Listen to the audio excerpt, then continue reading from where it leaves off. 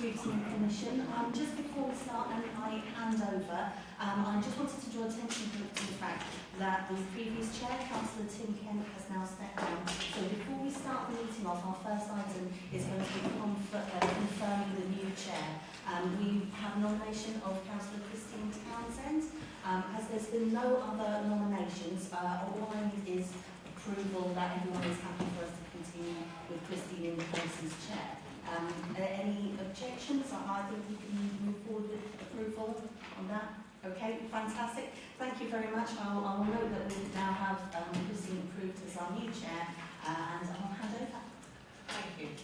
So welcome everybody to this first People's Scrutiny of this municipal year.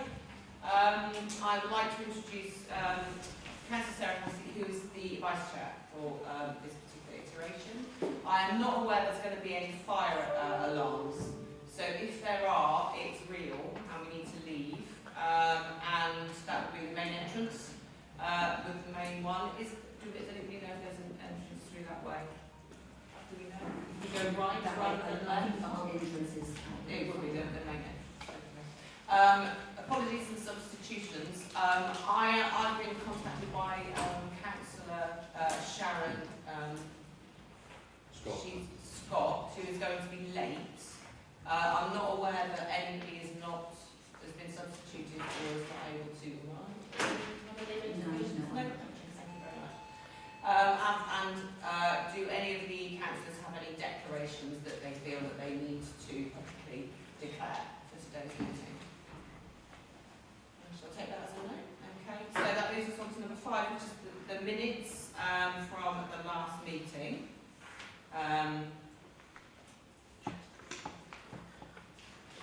So are we agreed that they are a true and accurate record? And do I have a second to approve the minutes? Thank you, Mark. Okay, and then we go on to Chair's business.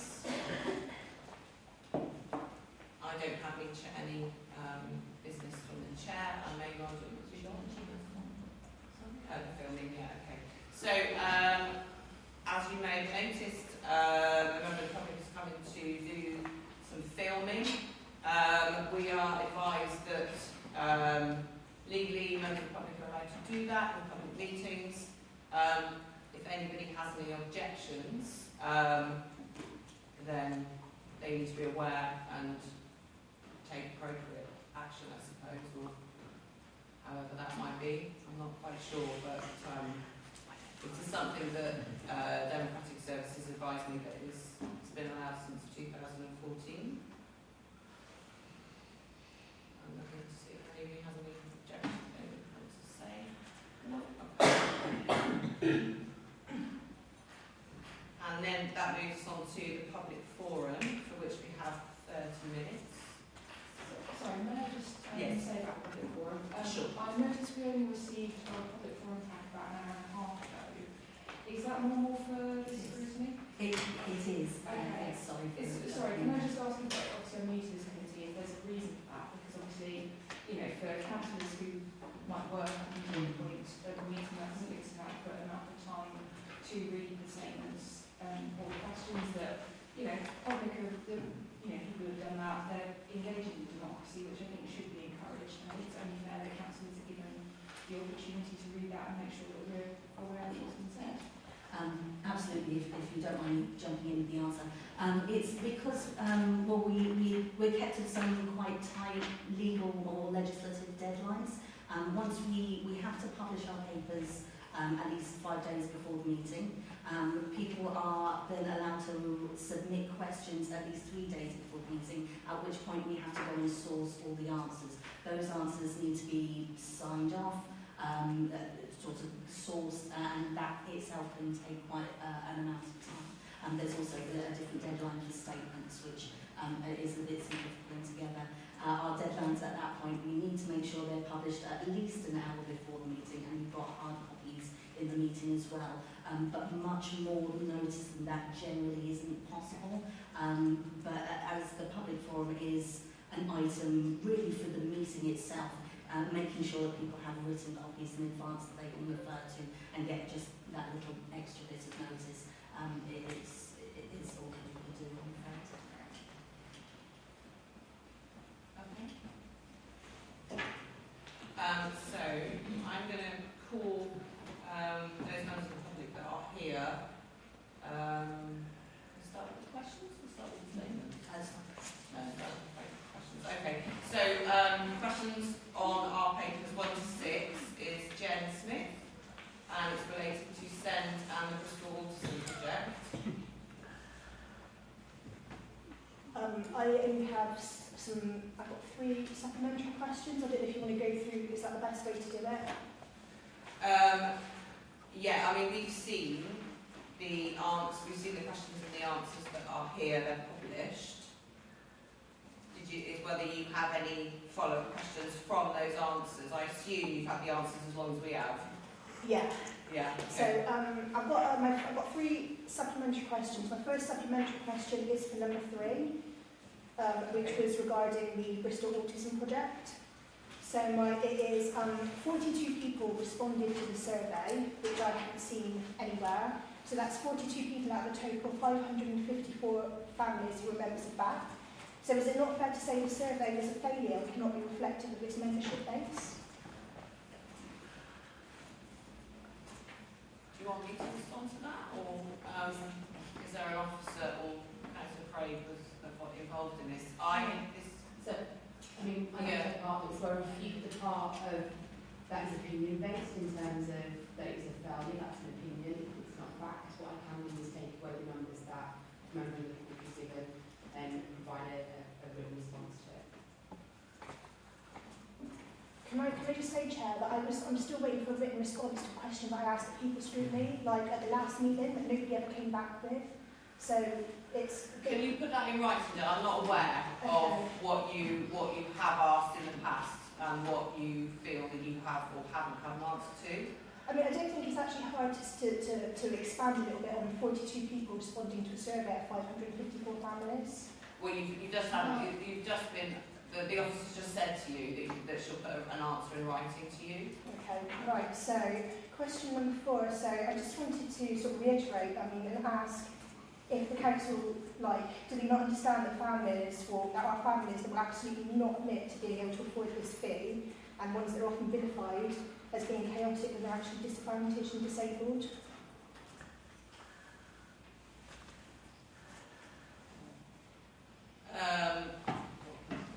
So this is in relation to question 4? Yeah. And about the fact that there will be people who will not go for that, they're not going to sign up because it just sort of marks them out more, they're poor, they're not going to make themselves more of a target to council services. And I don't think the council really seeing that. Just wondered what their plans for those people. I don't know what the plans are or aren't for this group of people. Is your concern about those that aren't already signed up? No, the people who are signed up and they just bought in this membership fee that they're now expected to pay to access services that have always been free. And there isn't sort of mitigation saying that, if you do sign up, we can reduce it or whatever, but there's going to be families that are not going to admit to being so poor that they need that kind of help. They're not going to be on record for that. So, how are we reaching those families? So for any families that are unable to afford it, and that is a real barrier for them, then obviously our own mechanism would be to try to engage with those families, to then say that would be that membership cost wouldn't be given to them or demanded from them. Of course, we will work with those families. We want them to be able to engage with the services.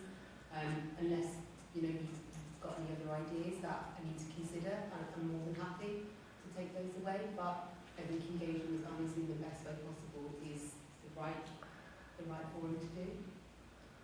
Okay, thank you. I think my last question related to... Sorry to interrupt you, I just want to add a comment to that.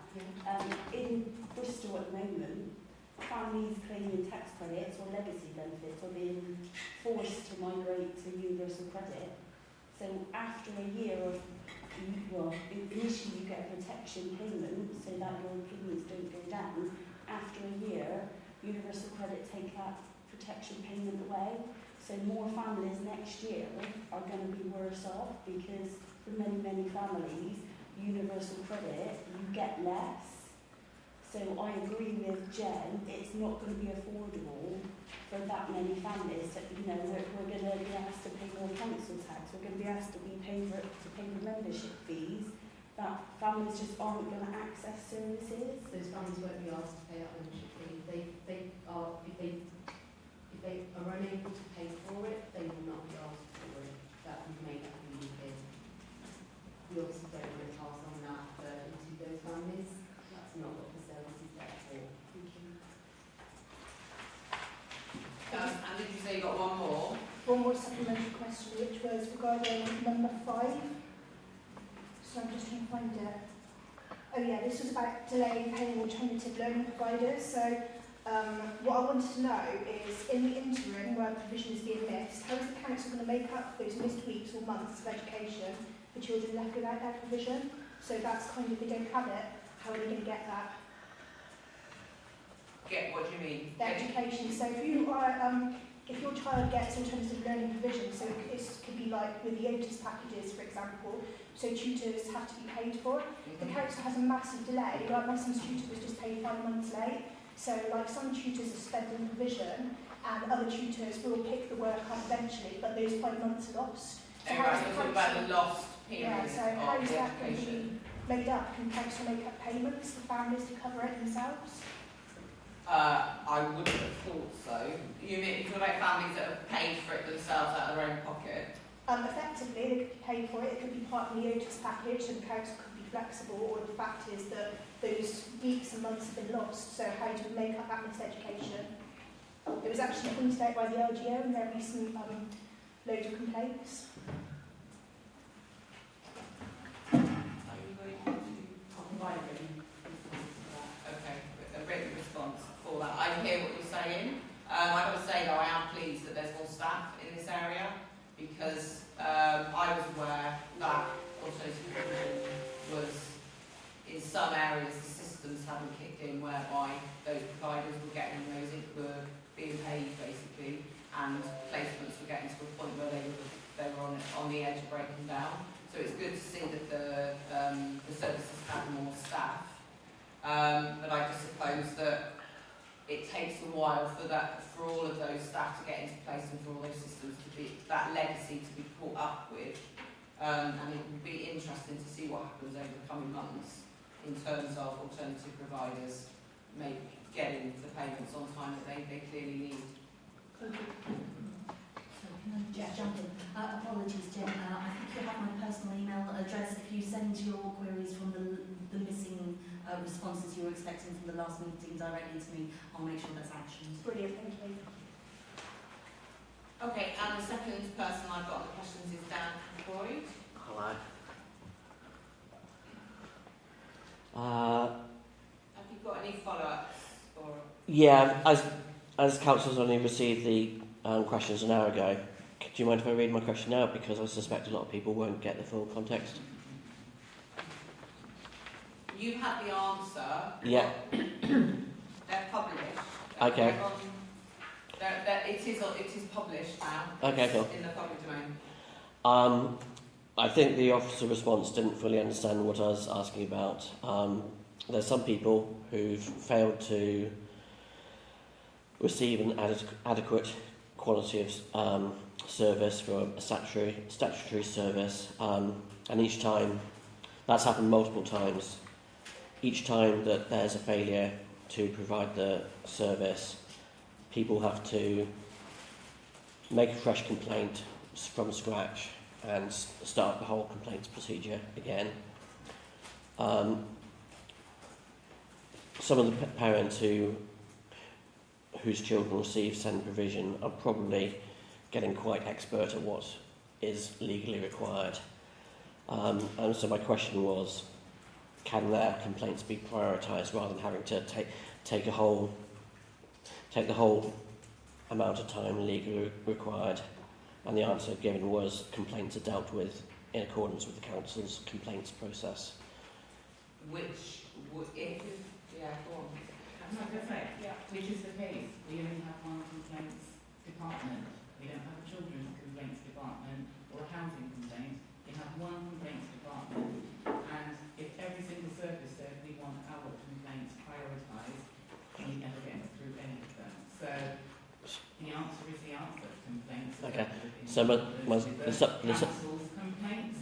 the supplementary question I'd like to ask is, can people who've had complaints upheld receive some sort of priority in the complaints process, because this council's got a habit of taking the full legally allowed amount of time to process a I complaint. think what Councillor Craig is saying is that if that was to happen, it would need a change in policy, and my understanding that would need to go through full council. Okay.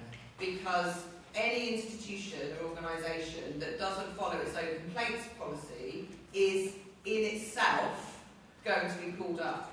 Yes. Because one thing that will happen is, if you don't follow what's written down, you'll get pulled up for it, regardless of what the outcome is. So if there is a view that there's something that needs to change within the complaints policy, then there will be a process that would need to go through in order for that change to happen. Okay. Is there anybody that would disagree with what I just said?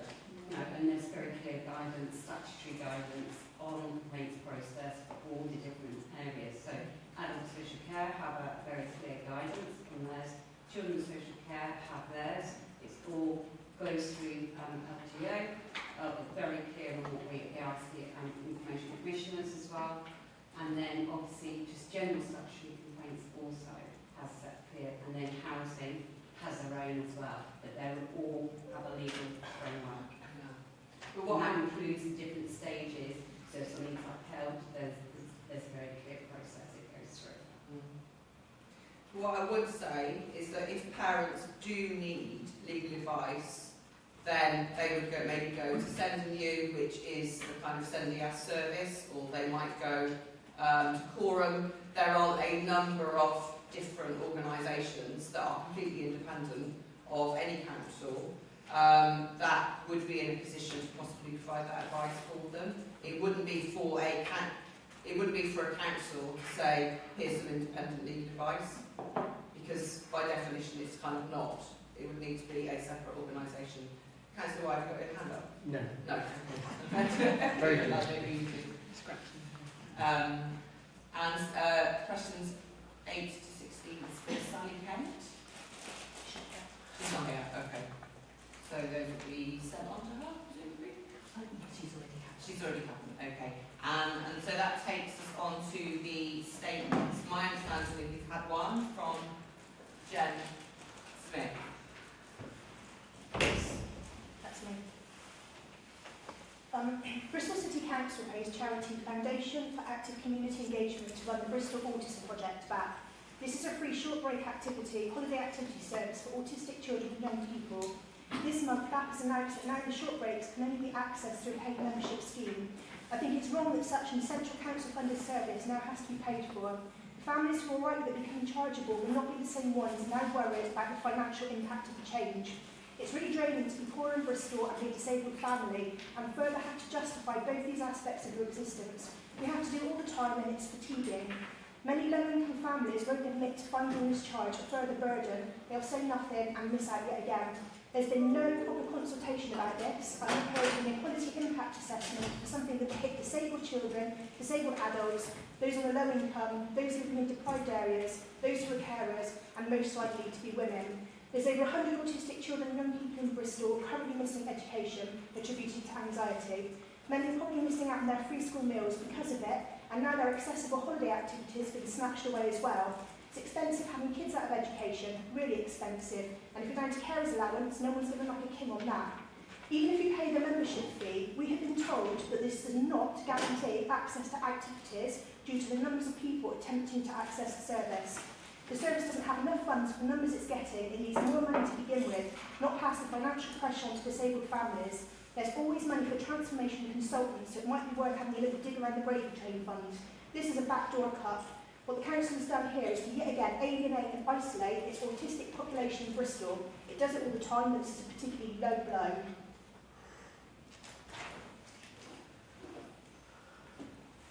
And that concludes the public statements. I'm not aware that we have any other ones.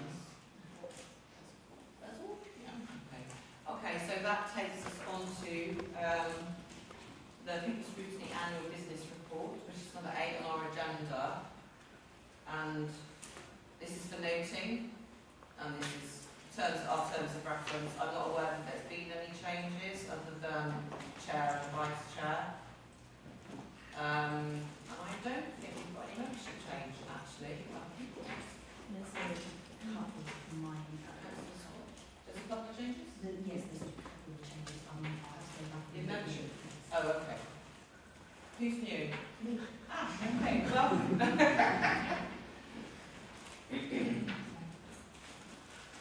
They've got the dates in there. There's another meeting in December, another meeting in February, and then you have the Health Scrutiny Subcommittee, which is statutory subcommittee. Membership in there. Any members wish to say anything about that, or shall I just move on? Yeah, okay, we'll move on. And that takes us to number 9, which is the SEND update. Is that free? Okay. Okay. And so we've got quite a substantive amount of time for obviously these really important things. So. Thank you, Chair. So I won't take colleagues through the report line by line, I'll just pull out some pertinent points. Obviously, there continues to be a general increase in the demand for the service that we have within SEND. For us, in terms of volume into the service, it remains particularly high across our partnership working, the monitoring, time and allocation of resources. But for us, it is integral that we continue to ensure that our most vulnerable are prioritised, as well as those children and young people whose assessments will be beyond that 20-week time frame. Timeliness is outlined within the report, but what we are ensuring is that we have a close cross-partnership, working across SEND, working across health, social care, as well as education and psychology. And what is important to us is that good quality element of both the child-centred assessments as well as the annual reviews. Our aspiration is really clear, and we've outlined that, and it is to be better and to do better. And what we have invested in is that long-term plan in terms of how we can improve the service and terms of our processes and systems. So alongside a commission delivery partner, we are investing in the identification of that implementation of the EHCP process, all the way through to recognising pressures are that exist across the service and using that lens of sustainability and agility to ensure that we create the best service possible. We recognise that this is about reinforcing the mindset and culture, that the changes are required. But what I will come back to is that we are going through that period of change in terms of what we are currently looking at within SEND. I think it's really important that we focus on the development and the priorities that are outlined in 2.6. We have an EHC process, so an EHCP process improvement.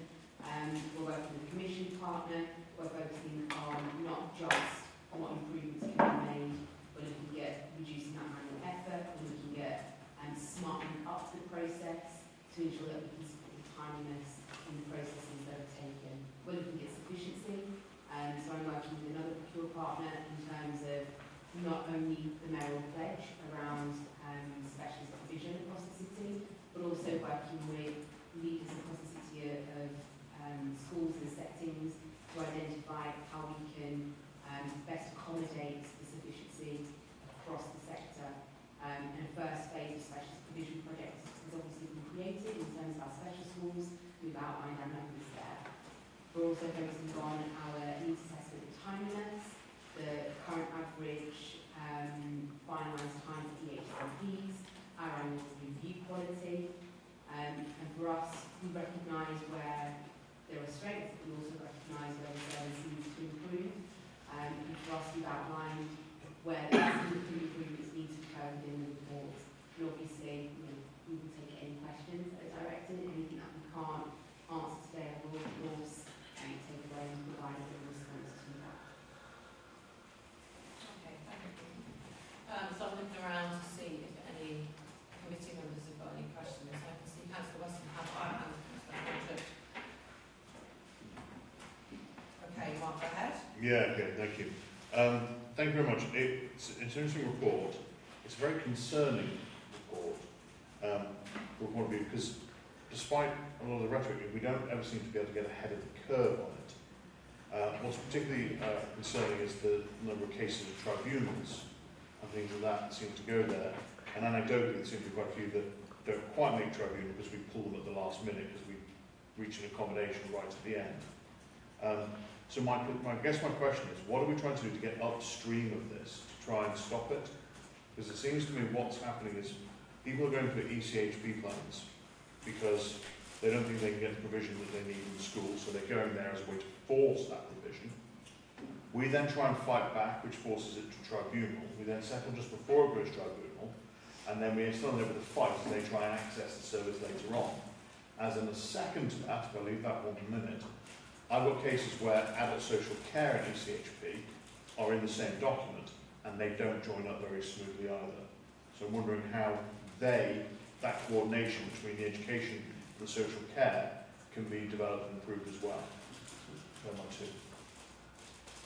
Okay, so if I've understood this correctly, the first question was around...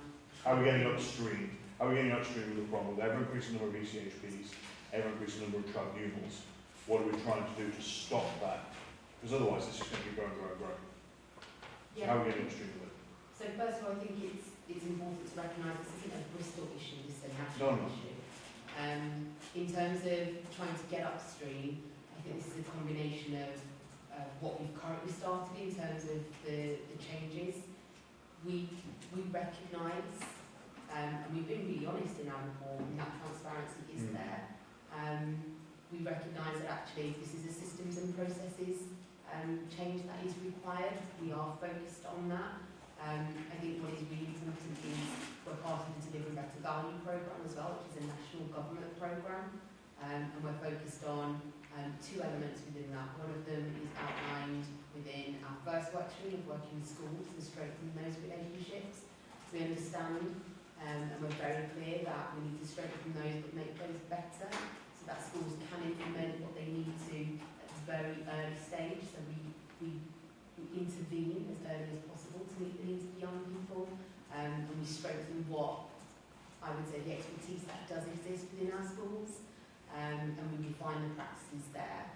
I think that's twofold. We also need to be able to take a look at ensuring that our systems and processes allow for successful experiences within EHCP. You're right, it should be a graduated response up to an EHCP. It shouldn't just be almost a clear trajectory just there. We've got to be able to meet the individual needs of the young people. It's not a one-size-that-fits-all. So it isn't just one answer that will resolve this.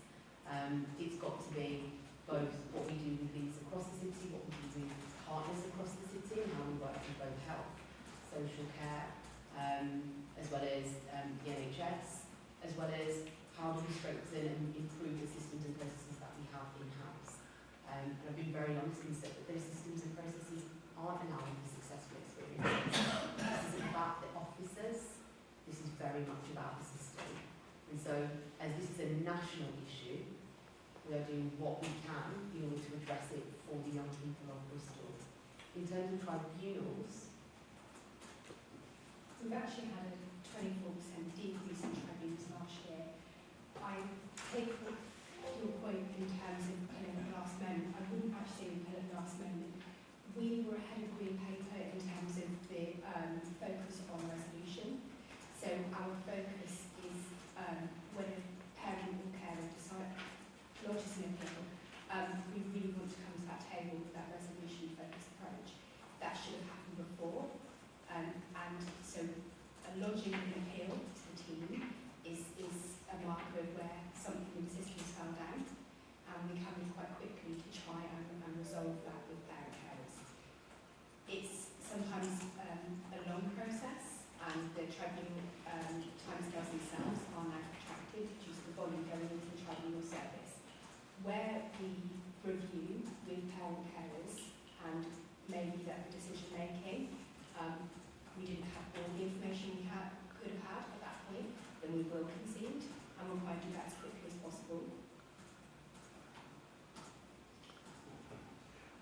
just coming back on it, you said it's a national issue. I take your point, but actually on the tribunals lodged, according to the documentation on page 37, we are above the national average there. What was interesting on that table though is it doesn't actually compare us to many of the core cities. So how do we actually compare when we're talking, because if, for example, Plymouth is the worst, there's Brighton, Reading. I'm just wondering how we compare to the likes of Manchester, Liverpool, Birmingham. So gather that information. Councillor Craig, did you want to go? Yeah, I think I wanted to make, the officers have responded to kind of the first answer to Chancellor Weston's question. I think it was really around the transition between, yeah, I don't know if someone wanted, Hugh, do you want to answer? I was about to say what we're doing, but you could do it. I perhaps need to be a little bit more forthright in my gesticulation. Yeah, possibly. We recognise totally the disjoint, and it's that again. I've worked in a number of authorities, and I've never really known anybody to have got their interface between the children's and adults piece really smooth and seamless, and that's for a lot of organisational and regulatory and financial and professional reasons. That said, no excuse, we strive to improve on that. As part of we've got adult social care transformation programme, we've got Our Families, which is children's transformation programme, and both of those are part of the new top 4 approach to transformation that we've got as a local authority, because we recognise that, for a range of reasons, our systems, our processes and the demand upon them aren't working effectively in the context A of our financial envelope and B in regard to meeting people's needs. And so we've created a transitions theme which crosses over the children's and the adults transformation programmes, and we're running that jointly. And we've also got very closely aligned to that a core of housing related work as well, because we know that the built environment and housing quite often is fundamental to the ways that people's needs can be effectively met. That is early days for that. We started that in this financial year, but one of the intentions with that is to get, as you suggested, much more upstream in regard to the work that we do with people who age 12 or 14 are evidently going to need adult social services when they're 18 to 25 plus, and so we get upstream and we plan and we put systems in place to meet their needs in advance. So that's a commitment that we've got across the organisation. Can I just quickly come in as well? So for those members who are on the corporate parenting board that we actually had, the officer who was leading this transitions work, and I think, I was certainly quite encouraged by the progress that is being made, because I think this is, I go out and I visit the staff on the front line, and for me that was like a clear gap around the transition from, from childhood to adulthood. We were missing a trick.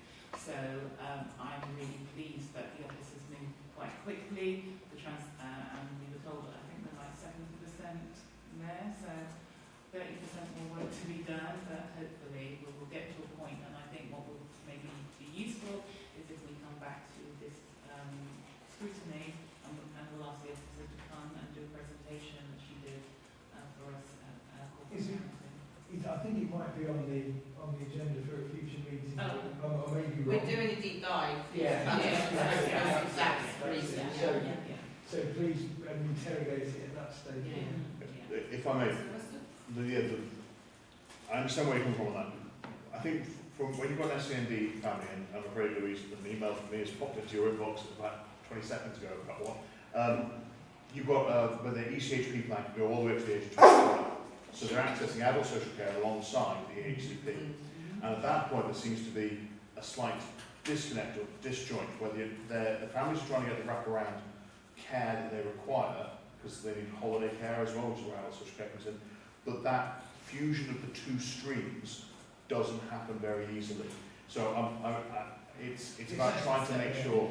So Councillor, that is exactly what we're doing. That is what the transitions programme programme is trying to do. So when you talk about, you said from adult, children to adult, I'm talking about actually it's actually There's quite education It's of adult it's a age. combination. there's a decent overlap though in regards to the education provision, and so yes, we should be able to get that right with the work that we've got in train.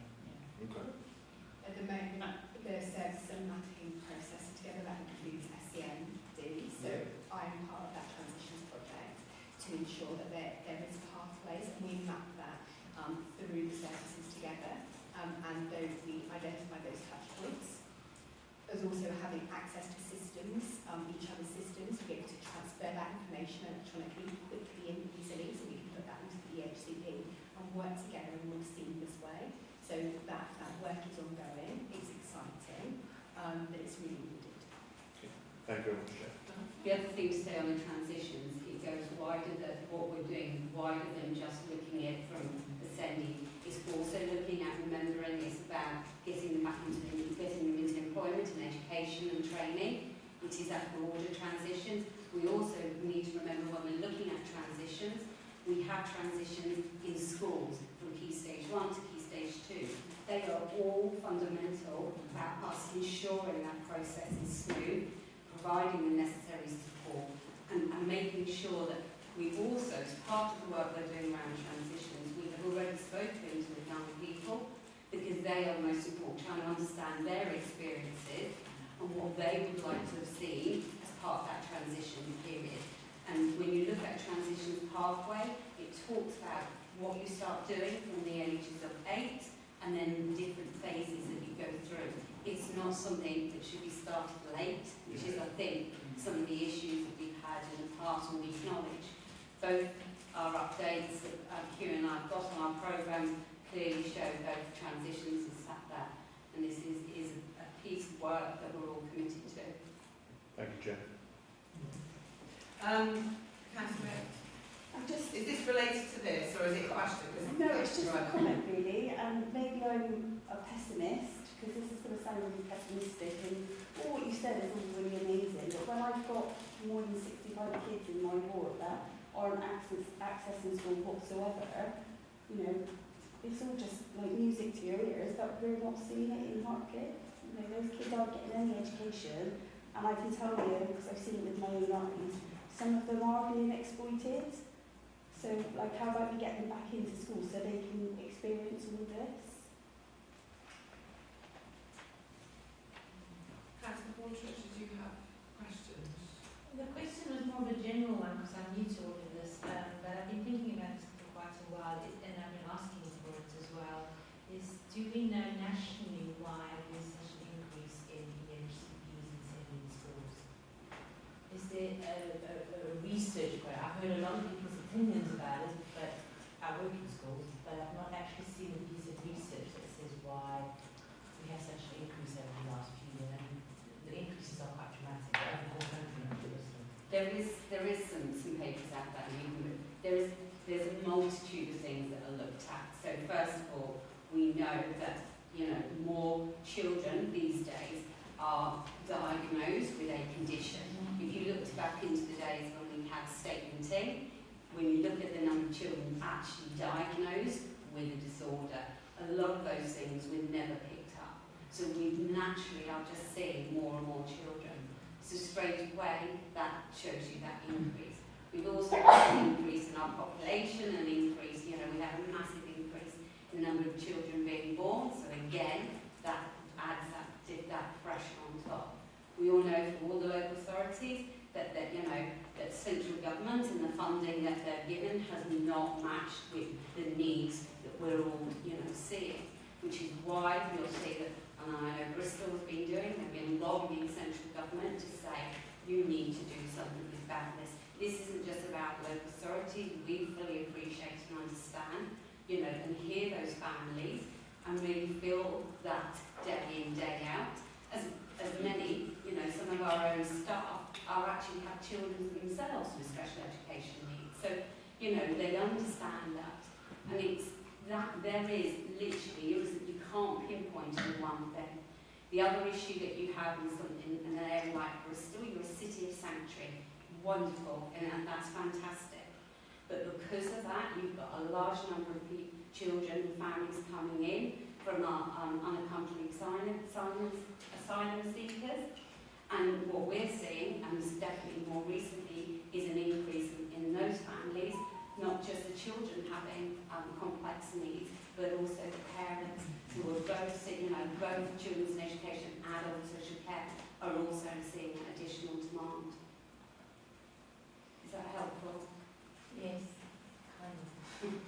It's a complex area. I mean, I've got a child with, well, it's not a child anymore, but I have young adults with special education who's gone through the whole process. But, and I'm also a school teacher, and I can see the differences in schools.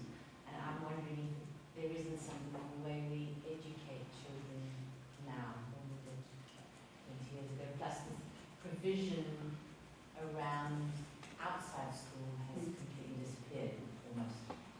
Very little. I'm talking about the general provision, like play centres, adventure playgrounds, youth centres. So those kinds of things really made a difference to children's lives. And they're still there, but they're all but disappeared. Yeah, I mean, you make a fair point. There's nationally within education, there hasn't been a change in terms of how we teach young people. There's been a change in how many people you have in secondary school. I can say it's been a change in how many people you are in the classroom, how much support you get as a teacher.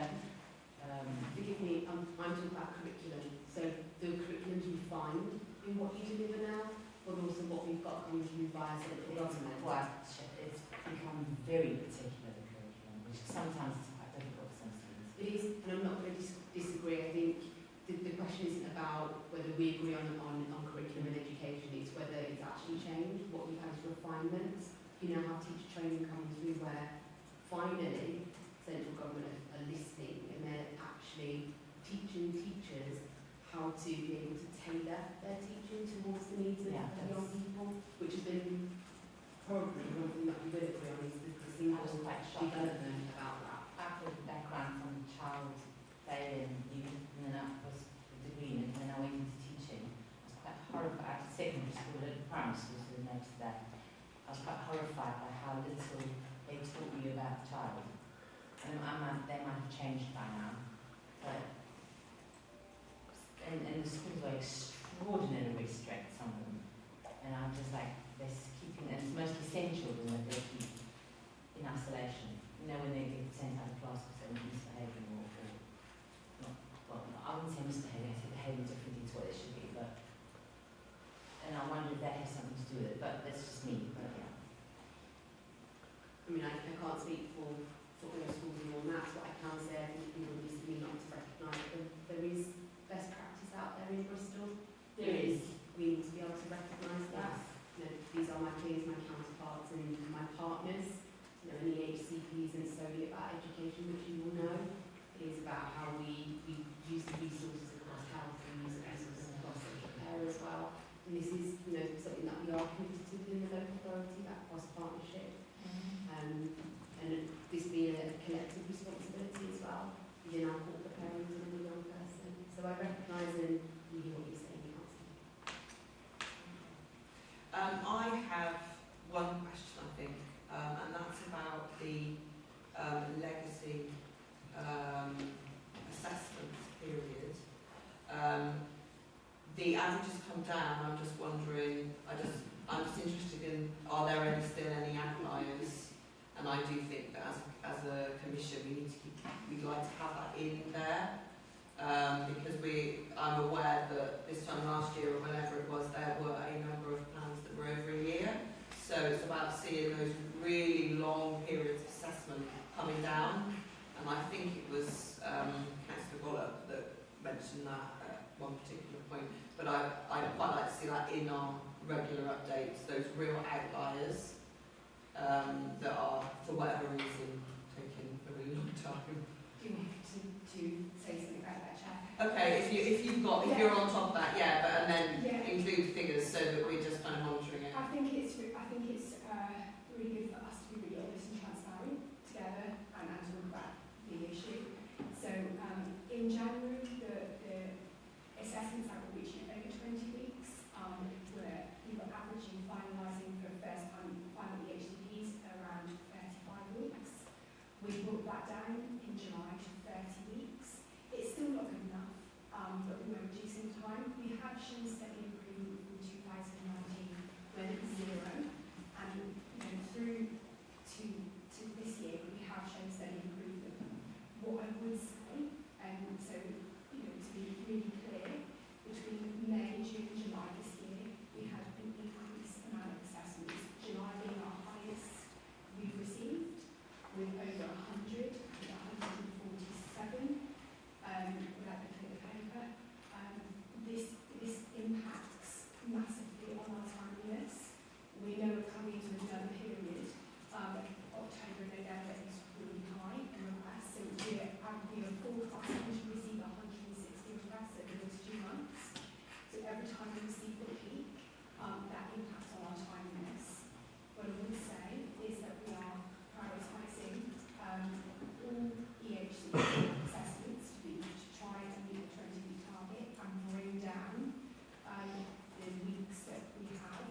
They will start to climb over the next quarter. So Q3, we're looking that we will finish with a good timeliness in terms of those percentage issued within 20 weeks. And we're looking between 51% and 57%.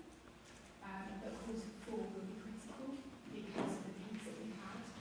So we're looking to finish the year, and we may finish the year in line with the region, which is around 33%, 35%. So we are managing it as best we can. We know it's not good enough. We've still got that tension between timeliness and obviously around capacity resource within. It's not just the 17, but obviously our contributors. But we are working to bring those weeks down where we can. Within that process, I know there's been talking about, we've been kind of asked about whether we complete assessments within chronological order. We do. However, we are mindful there are children and young people within the requests who have additional vulnerabilities, and we are mindful of that, and where we can, we will prioritise those through to be completed within 20 weeks. It's not actually about the average. I recognise that the average has come down quite considerably. My question is around the ones that are really, really long. So my question then is, are there any that are over 52 weeks? No. Right, okay. Are there any that are over, 45 weeks? Those are the sorts of, it's those outliers that I think this committee wants. We're interested in those numbers, and that those numbers are being brought down, because it might be that actually we need to go to our health scrutiny, or we need to go to social, there's another area that is kind of, what is it that's holding up those real outliers? Because the average coming down means the whole system is working, but if we've got a few really sort of outlier ones, what's going on for those individual families? So I get to see all of this data through the Centre Improvement Board, and I'm more than happy for officers to share that section of the report where it gives, and I can concur, we have nothing over 50. Yeah. It's gone down. So we'll share that information with you. Okay, thank you. Anybody else got any before we move on? Lisa? Yeah, I just wanted to just quickly ask about the annual reviews and why they're only 38%. We've got an annual review, you obviously got annual reviews, it says here it's actually annual reviews. It says here that senior officers are not always able to do annual reviews. I understand that there's not the capacity to do that. But what's in place to actually increase that percentage? So prior to the last couple of months, we made a commitment to work on timeless annual reviews, and we put in place an annual review pod of officers to support the inclusion officers to process annual reviews more timely.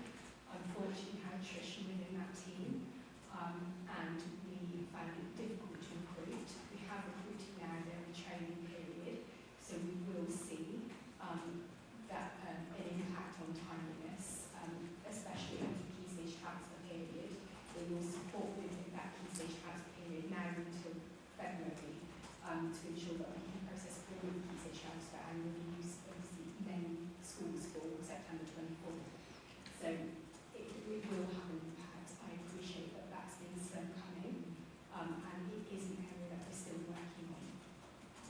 I appreciate it's not good enough, it needs to be better, and we will do better. And as part of the procured partner that's working on the review of EHC, so it is warts and all in terms of pinch points, what isn't working, the success as to where things are working. That piece of work will also have the annual reviews in scope, because you'll appreciate everything has a knock-on effect. So if you get one part of the system right, it will have a positive impact elsewhere. So we do recognise, and we are trying to be as honest as we can be in terms of telling everybody as to where we're not quite there yet. So I appreciate the challenge of your question. So I look forward to coming back and demonstrating those improvements. So thank you. I would say, just to follow up, the average caseloads of the offices are increasing quite dramatically each year due to the volume into the service.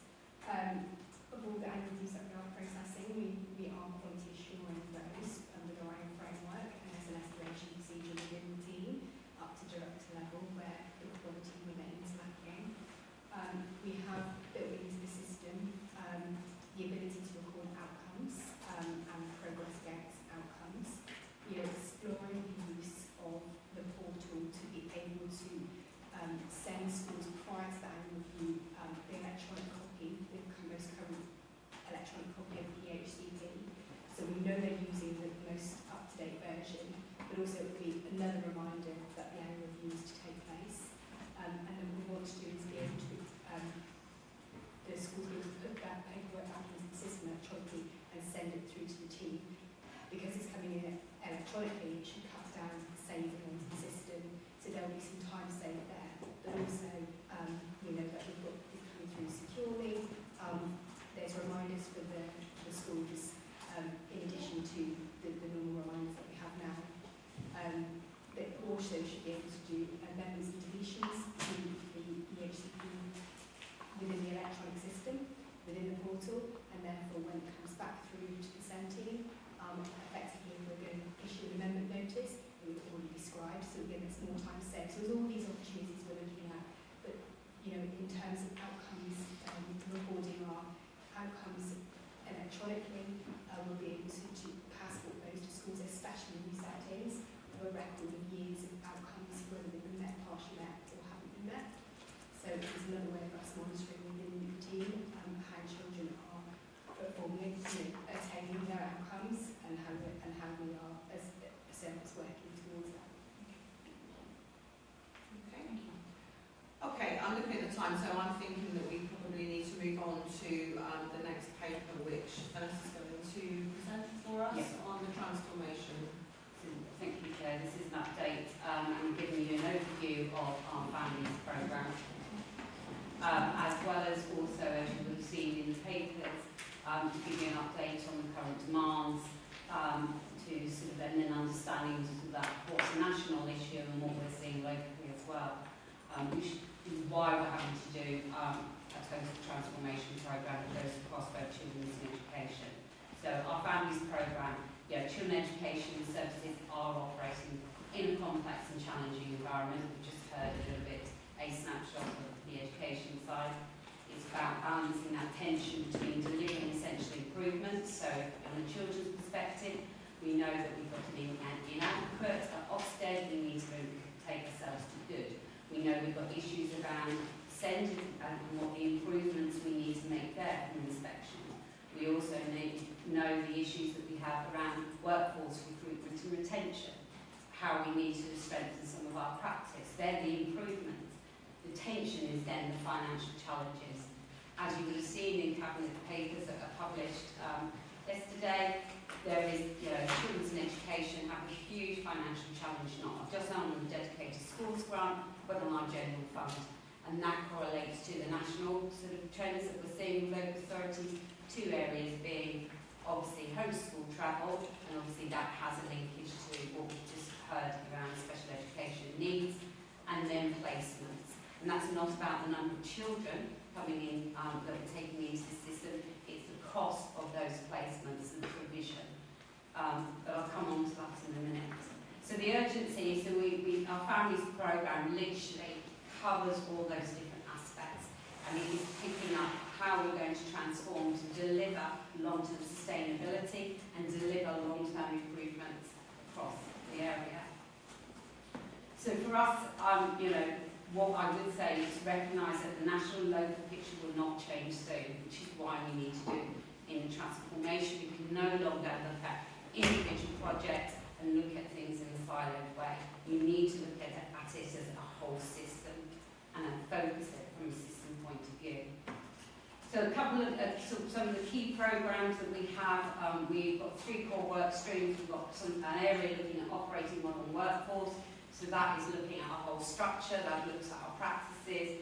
We're also looking at, obviously, our reward and recognition and recruitment and retention issues, as we know that's a national issue as well. We will then looking at our different ways of working, so the culture, organisational development, but also picking up around commercial and trading. Because obviously in education we have two key areas that are traded services. And then we have demand management, so that is really big. That's where we've got home to school travel redesign work. We talked about, we've got transitions projects sits within that. We've got a load of process redesign taking place, taking out some of those inefficiencies. We've been working with parents, listening to them to understand some processes that frustrate them, and how, for example, in home to school travel, they would like to be able to see, a bit like you do with taxis, have an app that they could actually see where their transport is, and any delays, and get those updates straight away. There's a piece around early intervention and prevention, and how we're going to start modelling out financial demand. Commissioning partnerships, that's looking at things like our supported housing pathway, that's to deal with the issues that we've got around, obviously around placements, and how we can look alternative accommodation and provision, optimise housing benefits as an example as part of that, but also to make sure we've got more suitable accommodation and move on accommodation for our young people. Then we're doing some work with adult social care and housing, where we're going to be looking at creating how we work together on commissioning rather than in silos again. We need to be working stronger and smarter about that. Integrated healthcare, and then we've sort of got things like safe families.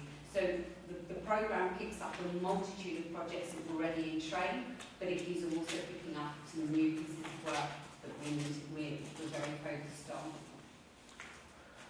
The key things for us is, we need to ensure that our children, young persons and families are at the heart of everything we're doing here. One size does not fit all. We need to ensure and recognise that every child and young person and their families have differing needs. So again, we need to reflect that in what we're doing. We need to work in a more open, systemic way, especially with families and our partners and stakeholders. We need to create something that promotes and encourages us to be more commercial in our thinking. And we need to ensure sustainability, both financially and for our people. So the 3 approaches, we're looking at our demand, the supply, and the workforce as part of that. So I think from my perspective, and quickly before I open it up to yourselves, because I really would like an opportunity to hear from yourselves about how some of the areas around the demands that we have, we do have some opportunities that we're already taking forward, but I would like to hear from yourselves of other things that we should be looking at around trying to tackle the demand that's coming into the system. So key areas, so nationally and locally, workforce recruitment and retention. That's not just in we have a critical issue here locally in some of our most critical social care posts. So that is above sort of the average of, that we're seeing. That's because, one, Bristol's quite expensive to live in, so first of all, there's issues around that. Some of our posts don't align to market rates compared to our neighbouring authorities. We are sadly seeing more and more social workers not just leaving the actual social care system completely, which is obviously, we need to grow our own. Key things for us is, we're having to, therefore, because of those vacancies, we're having to use more and more agency staff, which just is an increase in cost. It is not a sustainable service, and it's not where we want to be. So some of the mitigations we've got in place is we're doing a complete redesign of our children education operating model. So that's looking at how one, where we've got different functions, currently some sat in children, some in education, that actually need to be completely joined up and brought together. But there are other activities that we need to sort of focus on. We've got a variety of initiatives that are taking place around recruitment and retention, so we've been looking at the academies, we've put into our bursaries, international social worker recruitment is another thing that you would commonly hear sort of talked about, not just in social care, but you'll hear of NHS colleagues, and that is another way to bring the workforce in. We are also sort of trying to grow our own apprentice cohort, which is really important.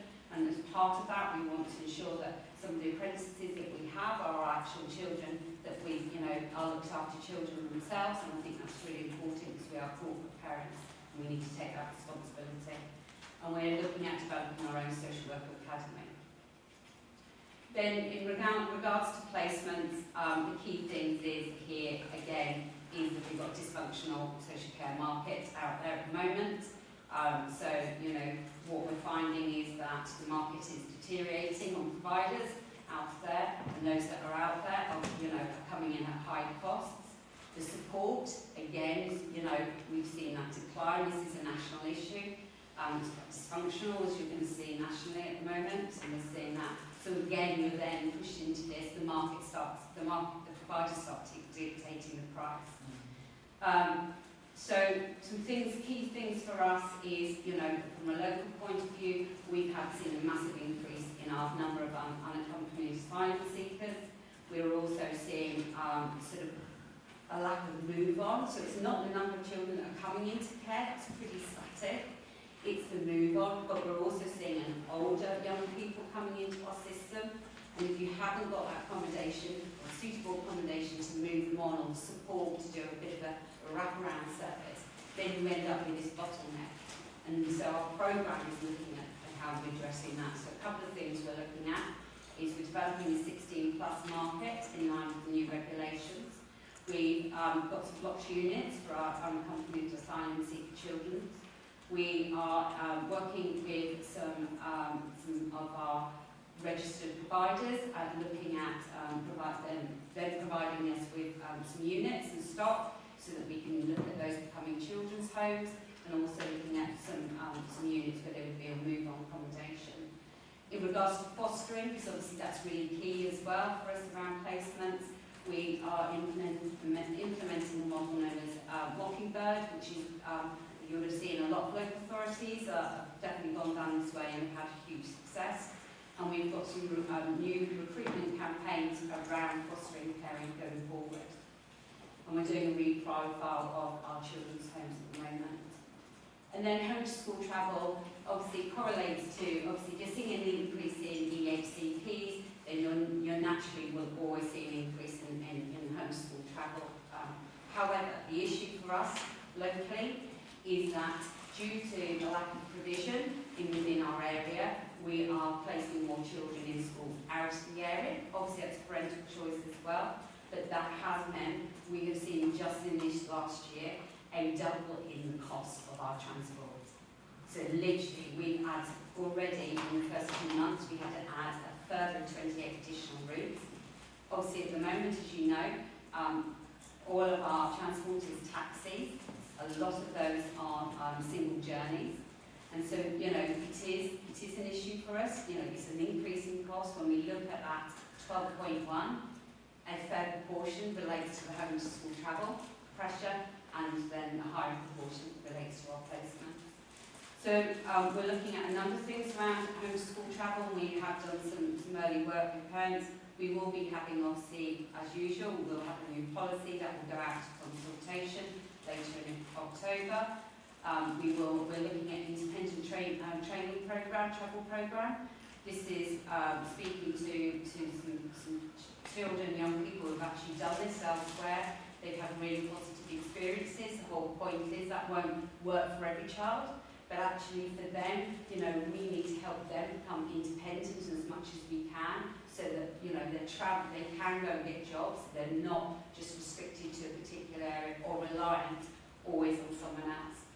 And then we are also looking at an opportunity where we are going to do a proof of concept about looking at actually creating a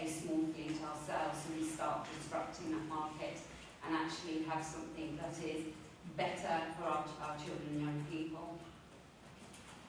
So that's just obviously with a lot more detail into the deck I've provided you, and obviously I have previously updated many of them. So over to you. So Lisa, and then Tim, and then we'll see where we are. Well, there's lots of words there. Thank you very much for that. That's a summary report. What I didn't quite marry up when I was reading through all this information is that how can we deliver sustainable long-term improvement at the same time when we're slashing budgets internally and external delivery costs? And how do you marry those two things? So we deliver long term by really looking at everything we are doing. So if you think about some of the areas where we know we can be more effective and more efficient is around our processes. We have, as explained just in, around when we talked about send moments, we have a number of areas where our processes for many years have been ineffective, inefficient. In this day and age, we should not be in that. There are opportunities to make some processes, I'm not saying all, but there are some processes that should be automated. They should be much slicker, some of the bureaucracy should be removed, okay? That needs to be done. It has not been addressed for years and years and years. That's how you make efficiencies. The other things is, there are going to be some tough decisions, I'm not going to lie, but we need to make sure, one, our statutory duties are protected and that we focus on that. But there are some areas where there are some nice stuff, right, and we want to be part of those things, but we need to make sure that we're getting the outcomes that we need. We need to challenge providers to make sure, if we're commissioning something, that we do quality assurance to make sure they are delivering exactly what we want. In the past, they have not had that quality assurance, and they're not going to say to us, well, actually, we didn't need to provide that. I know that in home school travel. Taxis will not say to us, right, that, well, by the way, I didn't have to do this journey today. So that's our responsibility. That's our responsibility of the public purse. The other thing we need to look at is, about joining up services. So working with adult social care, working with our housing colleagues, that in itself brings efficiencies. When you look at commissioning, you can be smart in how you commission. You can work as one, rather than, if I look at things like placements and accommodation, in the past we've all been fighting for the same thing. That's unnecessary. Let's be smart. Where's the priority? Where's the biggest cost? And what will we get? Where's the biggest outcome it's going to be? It's not an easy, which is why it's done as transformation. Some of the immediate work you'll start seeing sort of this year. The big pieces you'll start seeing from a financial perspective, being more efficient in that and sustainable, will be over the next 3 years. Transformation is not something you do in a year. But at the same time, I am responsible to make sure that I can mitigate as much of that pressure that we have in the system. So that's looking at being really creative, which is why I wanted scrutiny to, come back to me after this. If you've got any ideas out there of how we can look at alternative ways to deal with some of the demand, alternative ways to improve things but deliver efficiencies, then please come back and I'm happy, we'll look at anything. Nothing is off the table. Just because you tried it in the past doesn't mean just because it didn't work it wasn't right. It just might not have been the right time, or it just might not have been taken forward in the way you wanted it to be. Can I just quickly come in as well and, again, reminding you, a reminder that, yes, home to school transport, but the biggest one is around placement. And it's going through the roof. We can't anticipate how many are going to come through the door every single day, but we have that statutory responsibility, and we actually have to place those children. And yeah, I could cry when I see some of the figures, but we can't say no. We can't say no, we're not going to place this child here, and it's going to cost us a ridiculous amount of money to do that, because they make we have a lot of children who have very, very complex needs. Even the ratio, adult to child ratio, sometimes for me goes through the roof. But I am constantly not pressurizing, but every week I meet with our directors, Fiona keeps me up to date on what is happening. But what we're trying to do is ensure that we are regularly reviewing where those children are at, so we can bring them back closer to home. But the biggest issue for us, not just in Bristol but across the southwest, is the southwest is the poorest when it comes to any form of residential provision for children with special educational needs. We just need to grow our own, and I know that we're working with other neighbouring authorities to look at kind of coordinated effort to increase provision across. Because I'd rather, if we don't have something in Bristol, maybe South Gloucestershire, maybe Gloucestershire, but not Sheffield, not Liverpool, not Glasgow. No, I don't think we go that far, but you get my point. I suppose the good thing is, since sort of we've been leading on the transformation programme, myself and Fiona and Gail sort of sit on the supported housing board, what we've been able to do, and obviously Hugh probably won't know, is that we've made it very clear that whilst our numbers for accommodation and the number of properties we need is not as high as, say, adult social care or homelessness, the cost to the council, the cost on, against the public purse is literally treble what's those, quadruple that. So actually the priority we've done is a priority matrix to say, actually for this type, the priority has to be that's going to be put to children's. If it's not suitable for children's, then obviously we'll then look at it, whether it's homelessness or adult social care. And that's how we're all working as a group. It's looking at working with our property colleagues, because obviously, as you know, through cabinet papers, we've got a variety of assets. It's looking at each asset and saying, what would it take? It's a bit like increasing the foster carers. We can be smart with our capital. We could actually, there are families out there who could offer their father another child in foster care that they need an extension or they need this, the property adapted.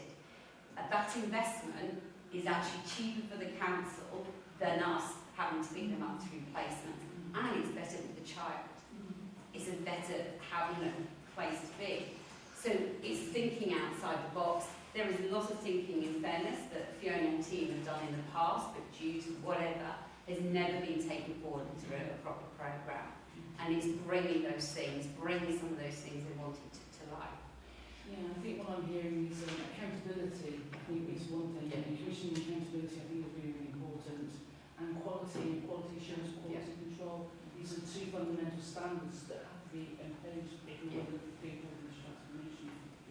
Thank you, Angela. That's around placements. I know there was reference around the homeschool travel, but absolutely you've redirected the team around looking at our placements and our contracts and making sure that, as Ashley says, when we have got high numbers of staff to children ratios, that we review those and bring those down appropriately. So absolutely the team focuses on that. I was going to say what's really, really encouraging and really exciting, because we are now working much closely with, how we're all, working as one council, that's the reality. Because we've all, local authorities, as you know, forever and a day, everybody works in their silos. And for me, that was a big headache when I took on this role. I said, no.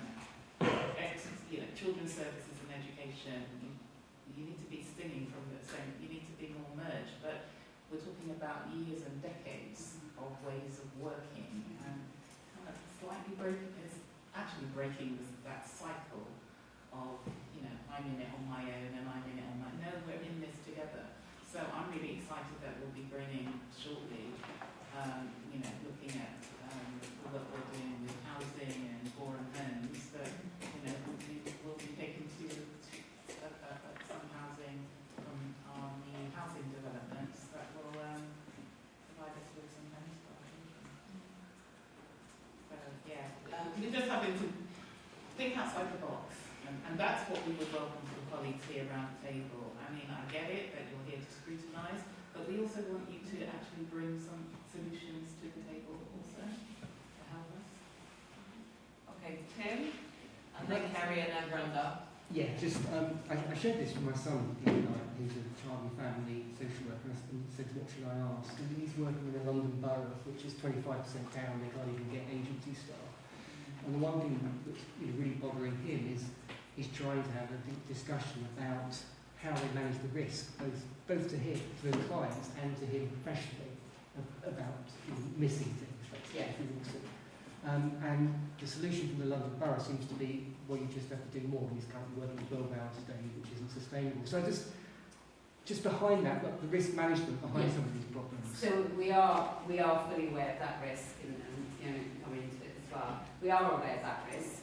I mean, obviously, it is being looked at national level. There has been some recent stuff. I've worked in the London boroughs, so I am aware of some particular London boroughs where they do have that position. We are doing some rapid work. We're trying to, we're looking at every type of initiative, which is why we've had to move forward on the International Social Worker Recruitment Scheme.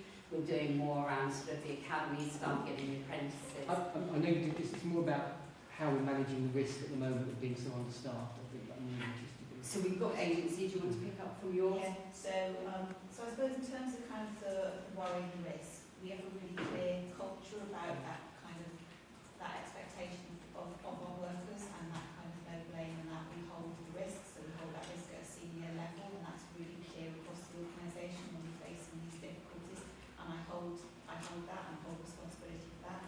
At the moment we have a weekly meeting for senior leaders to look at our workforce across the piece, so we check in where we have our vacancies, where we have our stress points, what we have, and then we put mitigations in. So we move work to areas where they have higher capacity, and we move workers into the areas who want to move, into the areas where there's lower capacity. We look at other parts of our service supporting us, so we have our early help service, we might necessarily work with social workers, but they can come and support work. So we have a whole significant action plan each week that we look at and we share with the workforce, so they understand that we understand where they're at and what their worries are, what we're holding as an authority, and then we tell them what we're doing, but we're clear that we hold that risk, that it's our risk to hold in terms of where there are vacancies and where what we've been doing. We're really clear and transparent about, and we make decisions according to risk about what work we might not be able to do or might not be able to do so quickly, but we hold that as a director, and we're clear that our assessment timeliness for children that we're not so worried about might simply be at the moment in this team, but we own that, we accept that that is what we're going to say at this point in time until we can stabilise ourselves a bit better. Thank you. Kerry? I wanted to ask about the thing you said about taxi firms not telling you when they haven't picked up the fares. So does that include things like over the last year all the school strikes and stuff? Because schools don't have to schools don't have to tell us until the day before or on the day, and the taxi drivers have got bills to pay. So parents and taxi drivers should be penalised because government won't pay teachers. It's not to do with those days. These are specific where, for example, they've turned up and then the parents say to them, actually, Johnny's not going today, for whatever reason. But then they're not informing that actually they've not had to continue with that route, if that makes sense. It's not to do with the schools, that's very clear. It's just understanding some of those things, because obviously we do have a duty to protect the public purse as well and make sure that actually where the money's going is to the right place, and it is looking at that in its wider context. I totally appreciate that everyone has a life to live and everything, but I have a duty, as we all do, to protect that public purse, and I need to make sure that every single penny, knowing that's getting harder and harder, is providing the transport to those people that really need that transport. Sorry, can I do the drivers get some kind of contract, or are they on 0-hour contract? What happens when they don't pick up the fare, you know, they, as I said, they've still got bills to pay. Do they get a flat rate or? No, it's how does that through a framework. So they are still responsible to inform us of, for example, if they're not, because actually they are being paid to do those journeys. So, but it is done through a framework. It's not done on zero contracts. And remember, they're only doing this, those taxi drivers, for a short period of the day. They are then taxi drivers for the rest of the time. If you speak, and I'm not talking about Bristol, but if you speak to taxi firms, generally, they will say to you, their biggest money maker is with local authorities on homeschool travel. That's just how, when, you know, if you look from a national, that's what's talked about in the national sort of surveys and things. And it's about working with that and understanding that. Brenda? Continuing the school transport issue, which seems to be taking up a lot of our thoughts, has there been any consideration given to where the borders of Bristol and neighbouring authorities are? Because a lot of them will have schools quite close that can be used by children living, say, in South Gloucestershire and Bristol. I'm just wondering if there's any saving to be made in that area. The difficulty is that, so, you know, it is where the child is, you know, the provision's going to be. We can't say the provision's going to be exactly there because it's in their border. That's our difficulty. And obviously it's parental choice as well. So, you know, we have to take that into consideration. So, you know, it is that balance, it's that tension between parental choice and ensuring the child gets it going to the right provision, and then the cost of that travel on top. The only reason I was saying is I was thinking, where I live, literally the border is just a couple of 100 metres away, and there's 2 schools, one either side, so that was one of the No, and some of that is, you know, our biggest increase is over 20 miles. Anything over 20 miles is where we've seen our biggest increase, which is a long journey. And Mark? Sorry, quick question, and I'm sure you don't know, just want to tease on it out to them. I know there's a national shortage of care workers and things like that, which you talked about. We're not really in that national economy, more in a regional, so we're competing with the neighbouring authorities on that. And you said we're slightly out of kilter, so are we underpaying compared to? Yes. And the question on that is, if we are having to backfill that with expensive agency staff to 12%, is it not actually a better economy to increase what we pay to try and So bring in? that is why we're doing a complete new operating model. So we have to look at all of that. So, you know, this is something that's been ongoing about.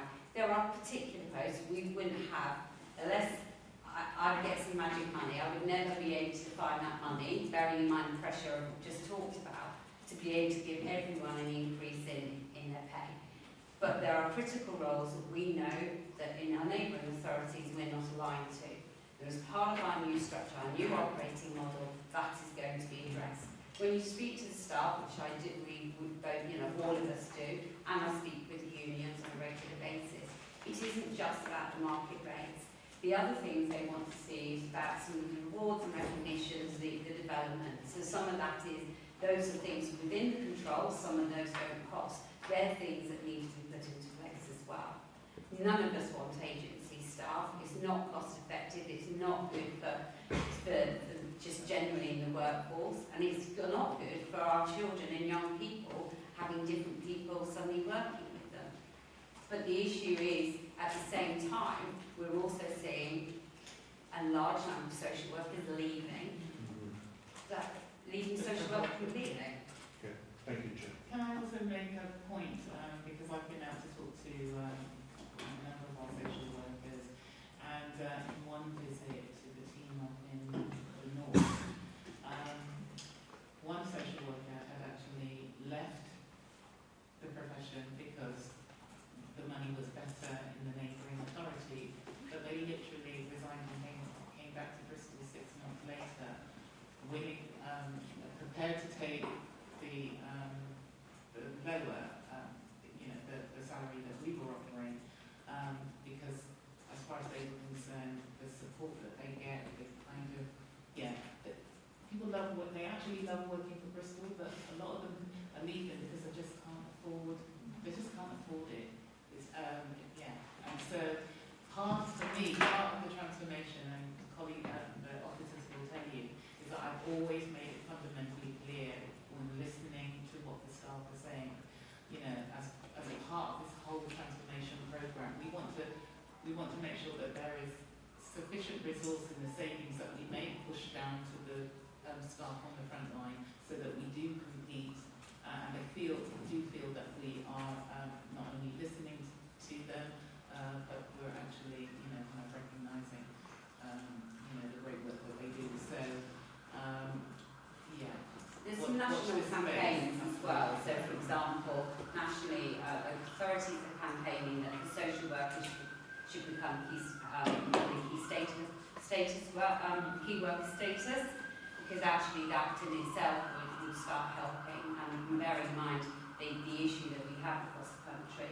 There are other things that, other authorities, and I'm in conversations with our sort of GNR colleagues and things like that, is around travel costs, things like that. Some of the issues we've raised back at the Corporate Leadership Board and asked to be considered in the budget going forward. These are small things, but actually these are small things that matter to our workforce. Hugh and then Lisa, and then I think I'm going to move on. Go on, Anne. It's just worth noting that this is, just to avoid repetition later on this evening, that very similar issues apply in adult social care, especially in regard to social work staff, occupational therapy staff. We're jointly looking at them, so there won't be children just doing one isolated piece of work and adults doing another. And likewise, there's increasing conversations, including earlier on in the Health and Wellbeing Board, in regard to the broader health and care workforce. And, because it's a national issue, it's a perennial issue, but it's something that we're not going to sort out in isolation as departments or as organisations. Lisa? I just want to make a couple of quick observations. First of all, I celebrate what you have said about creating an academy. I think we need to be working with our partners at Bristol College in providing that academy for social workers, because I think they have a very good social worker diploma going on there. And also I was going to say something on the lines of, I can't remember, so it really doesn't matter. I'm just taking it away from you. Helen? Just very quickly, and Hugh's kind of stolen my thunder slightly, but you have got the report on the adults transformation programme later, and it's just making sure that everybody knows that we're very strongly linked. We've had a really encouraging session this afternoon between the Health and Wellbeing Board and the Economy and Skills Board of the ones about workforce shortages and working together on that. The issue about expensive placement is also an issue for adults, and actually encouraging providers to come and work with Bristol so that we've got that provision locally.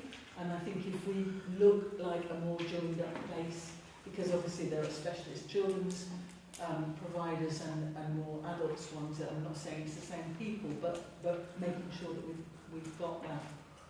And the other one that we're very joined up on is the provision of supported housing. So whether that's the children's home piece that's just been spoken about by Vanessa and Asha, or the piece that we're doing within adults, there's a read across both transformation boards and actually the temporary accommodation one, which they're the four, that and properties are on the full priority transformation programs. So we really are joined up, and just wanted to reassure members that we're not doing one thing over here and another over there. I think I remember now, the other important thing is also schools are priority. We have more schools in our area. And that is, and that should reduce that competition. And so that is some of the work that's going on, is that increase, but also sometimes trying, especially as Bristol is increasing. And sometimes it's trying to understand why, if there's a school sort of within the area, understanding from parents what it is that's put them up, or why they feel that school doesn't meet needs. Because actually, if we could address that, that in itself would help. Because I can't believe that that all parents want their children to travel 20 miles or plus every day. So we need to work to understand some of those issues, because actually that in itself is really important. Can I just add a point? Yeah, I have the pleasure of opening one of our new resource bases up in Fish Ponds, and I have to say, in talking to some of the parents who utilise it, that resource, I kind of in my speech, I said if every school, and I'm talking primary as well as secondary, if we could take the money that we are spending and actually put some capital into building new resource bases, that would reduce the pressure on our system significantly. But it is about parents need to know that they can trust these schools to deliver for their children, and I think it's about a broken trust or failure of schools to actually deliver, and that's why we're seeing such an increase in the number of EHCPs, because they don't have confidence that their schools locally, even with not unless it's profound learning disabilities, they're not trusting the schools at the moment. So there's a lot of work that Rena is doing, and we had to reset the relationship that has some very difficult conversations and continuing difficult conversations with the schools, so that they can actually really address this and prove to the city and prove to parents that actually we are inclusive, not exclusive. Okay, thank you. Really good discussion. I do want to round that off though, and I'm looking at the members here as board councillors, about the importance of promoting foster caring as an option across our city, inclusion in our schools. If you ever talk to senior staff, trust officers, ask them about inclusion, because if we're not raising it, they're not responding to it. But when you do raise it, they do respond to it.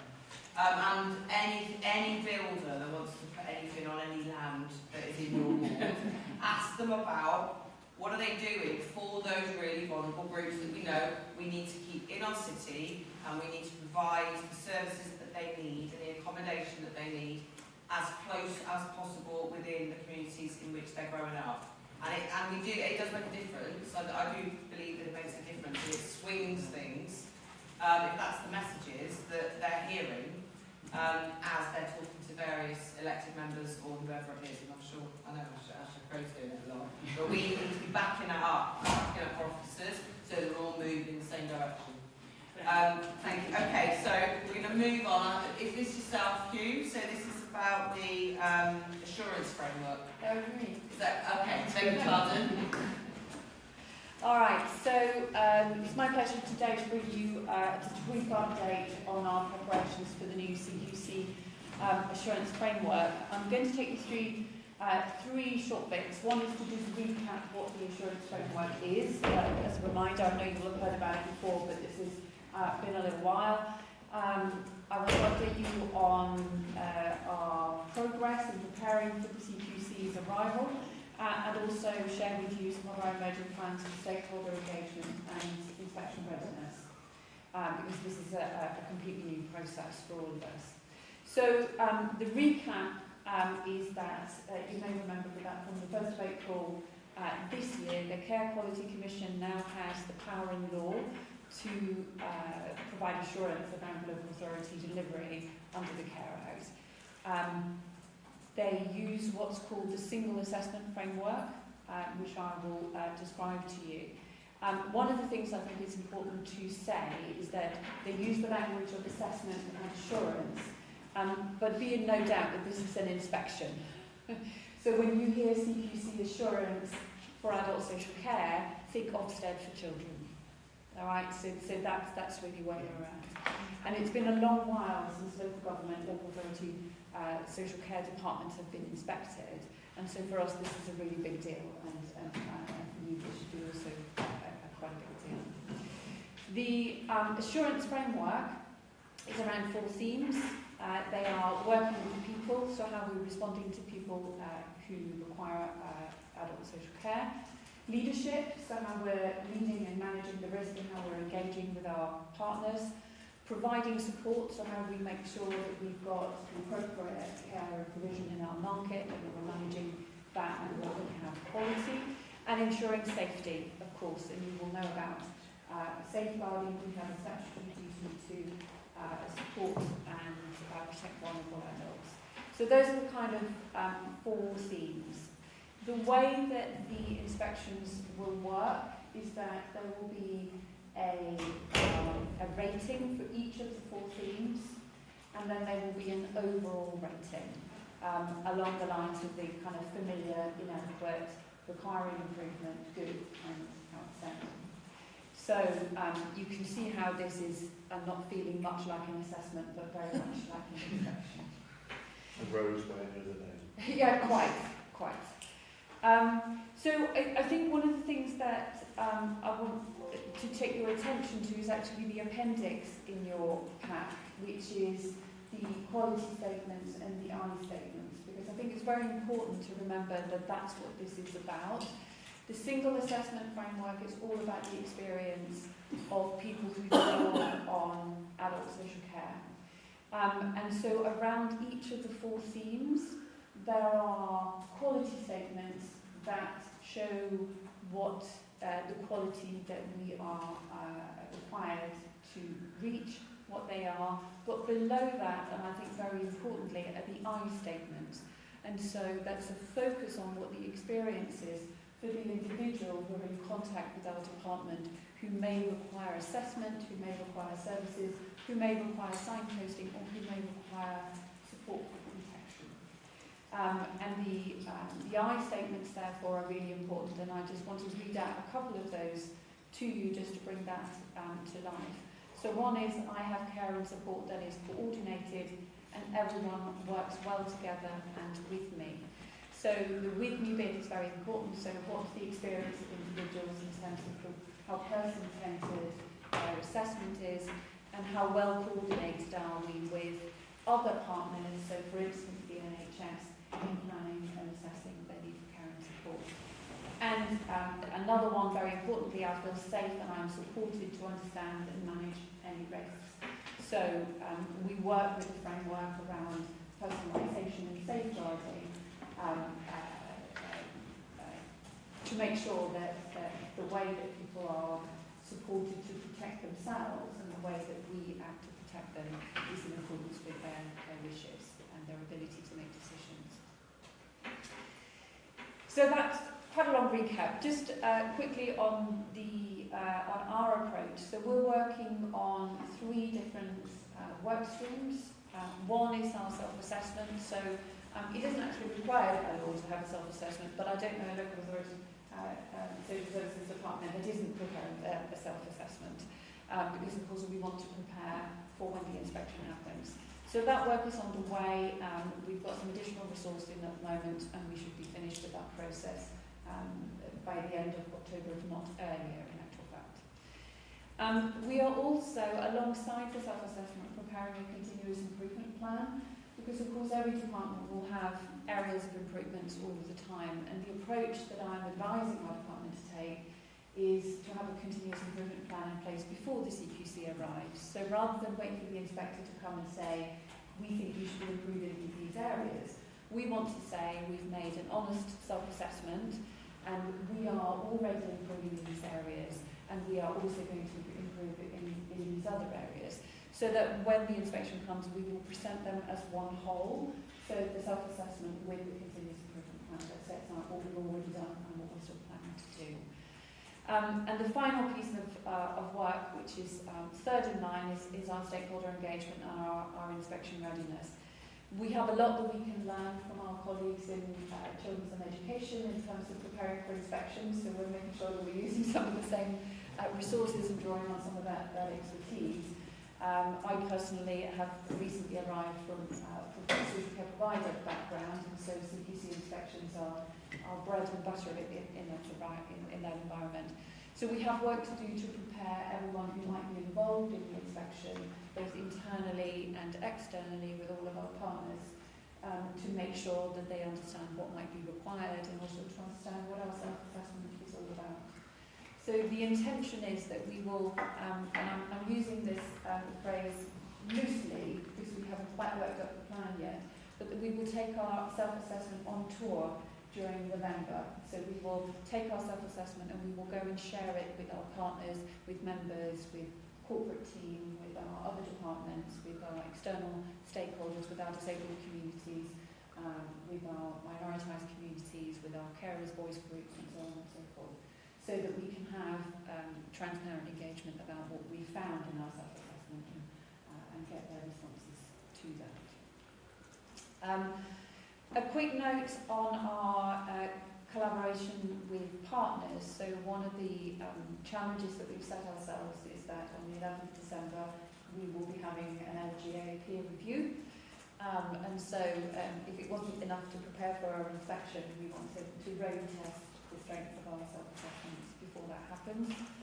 So that's scheduled for December. We're also collaborating with other South West councils, as you might expect, and we've got some peer buddies in Plymouth and Swindon who are also exchanging work.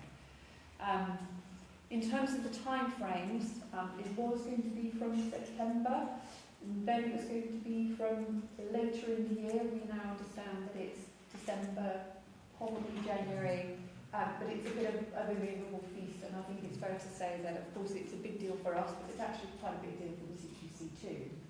So they have run 5 pilots with a number of local authorities. We've yet to receive formal learning from the pilots. What we do understand is that their inspection approach has been evolving and changing as they've gone through those 5 pilots. So of course we're anxiously wanting to know what happens in those. The LGA peer reviews that have happened already, including some of the ones in the Southwest, we're also hearing from and learning from in terms of the sorts of things that we might need to look out for and the ways that we might present around our self-assessment. We think we're going to get about a 9-week lead-in period, so you can do the maths, but if it happens to be in January, then it's only going to be another few weeks before they might come knocking on our door to let us know. So no pressure. Final thing to say also is that the single assessment framework will also stretch to the integrated care system. So local authorities are going first, and that will then be followed by assessments or inspections of the entire integrated care system.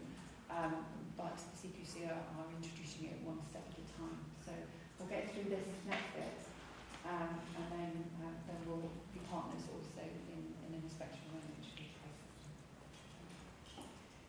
That's all from me. Thank you very much. I have a question, I think it's quite short, so I'm just going to ask it and then I'm going to throw it open. You said there were 4 themes. Yes. I'm wondering if any of those are limiting themes in terms of the overall rating, because a safeguarding within Ofsted would limit. If you're inadequate in safeguarding, you're inadequate everywhere. I'm just wondering if that approach is a similar one for adult social care. So I personally don't know that. I don't know from the guidance, I haven't seen any weighting. No. And one of the interesting things about, and I'm saying this from having come from the provider world, for instance, is that what the CQC would call their key lines of inquiry, for instance, leadership is weighted very heavily with adult social care in the provider sector. And that's because if you have the evidence the CQC has is that if you have really, really good leadership and coherent management of your system, then that leads to safe systems of operation and that leads to safeguarding. Does that make sense? And so certainly in the operating framework, I'm not aware that there's any weighting. That might evolve as the inspections continue. Yeah, Christine, if I can come in, I don't think there is, and as Meta has said, we're learning from, so I've registered for an LGA session that's going to report back from the pilots, and we're also learning. But I think, again, as Meta said, the CQC kind of feeling their way as much as everybody else on this, because they've never done it before either. So I hope that people are reassured about the preparation that we're doing for it. And also I do hope that, you know, it's quite conceivable that when they come they'll say, can we meet a range of scrutiny members? So hopefully by you being briefed about it, you'd be up for that kind of you know, focus group with members or something like that when they come. Okay, any questions from Tim and then Lisa? Okay, let's go with Tim and Lisa and then we'll see where we are. Two actually, and thank you, that's really clear. The first one is, I understand it from the provider point of view, the consequences, but I'm struggling to find anywhere, if we're inadequate, what actually happens? It would be useful for that. And my second, after scrolling two together, my second is kind of, are there any things that you're particularly worried about? What jumps out at me is theme 2, is about how the local authority provides support, which isn't entirely in our gift. You know, we're working with providers, so that one for me is quite an unknown.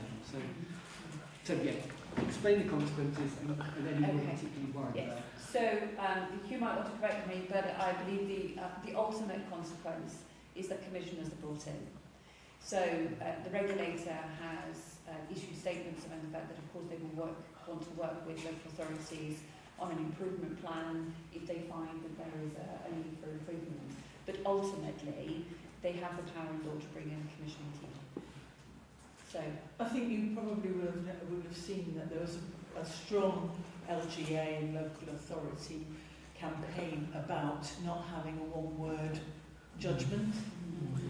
You know, it's certain, well, you know, from the education world, that it's so demotivating actually for the people who are then charged with trying to get things better. If you've been told that you're inadequate, it's that's going to stick, isn't it? Yeah. Well, however much work you do. And that's partly why I've been advising that we do the continuous improvement plan alongside the self-assessment, because it's really important to be able to show what our forward progress is and the fact that we have an honest appraisal of what we've already done and where we need to improve.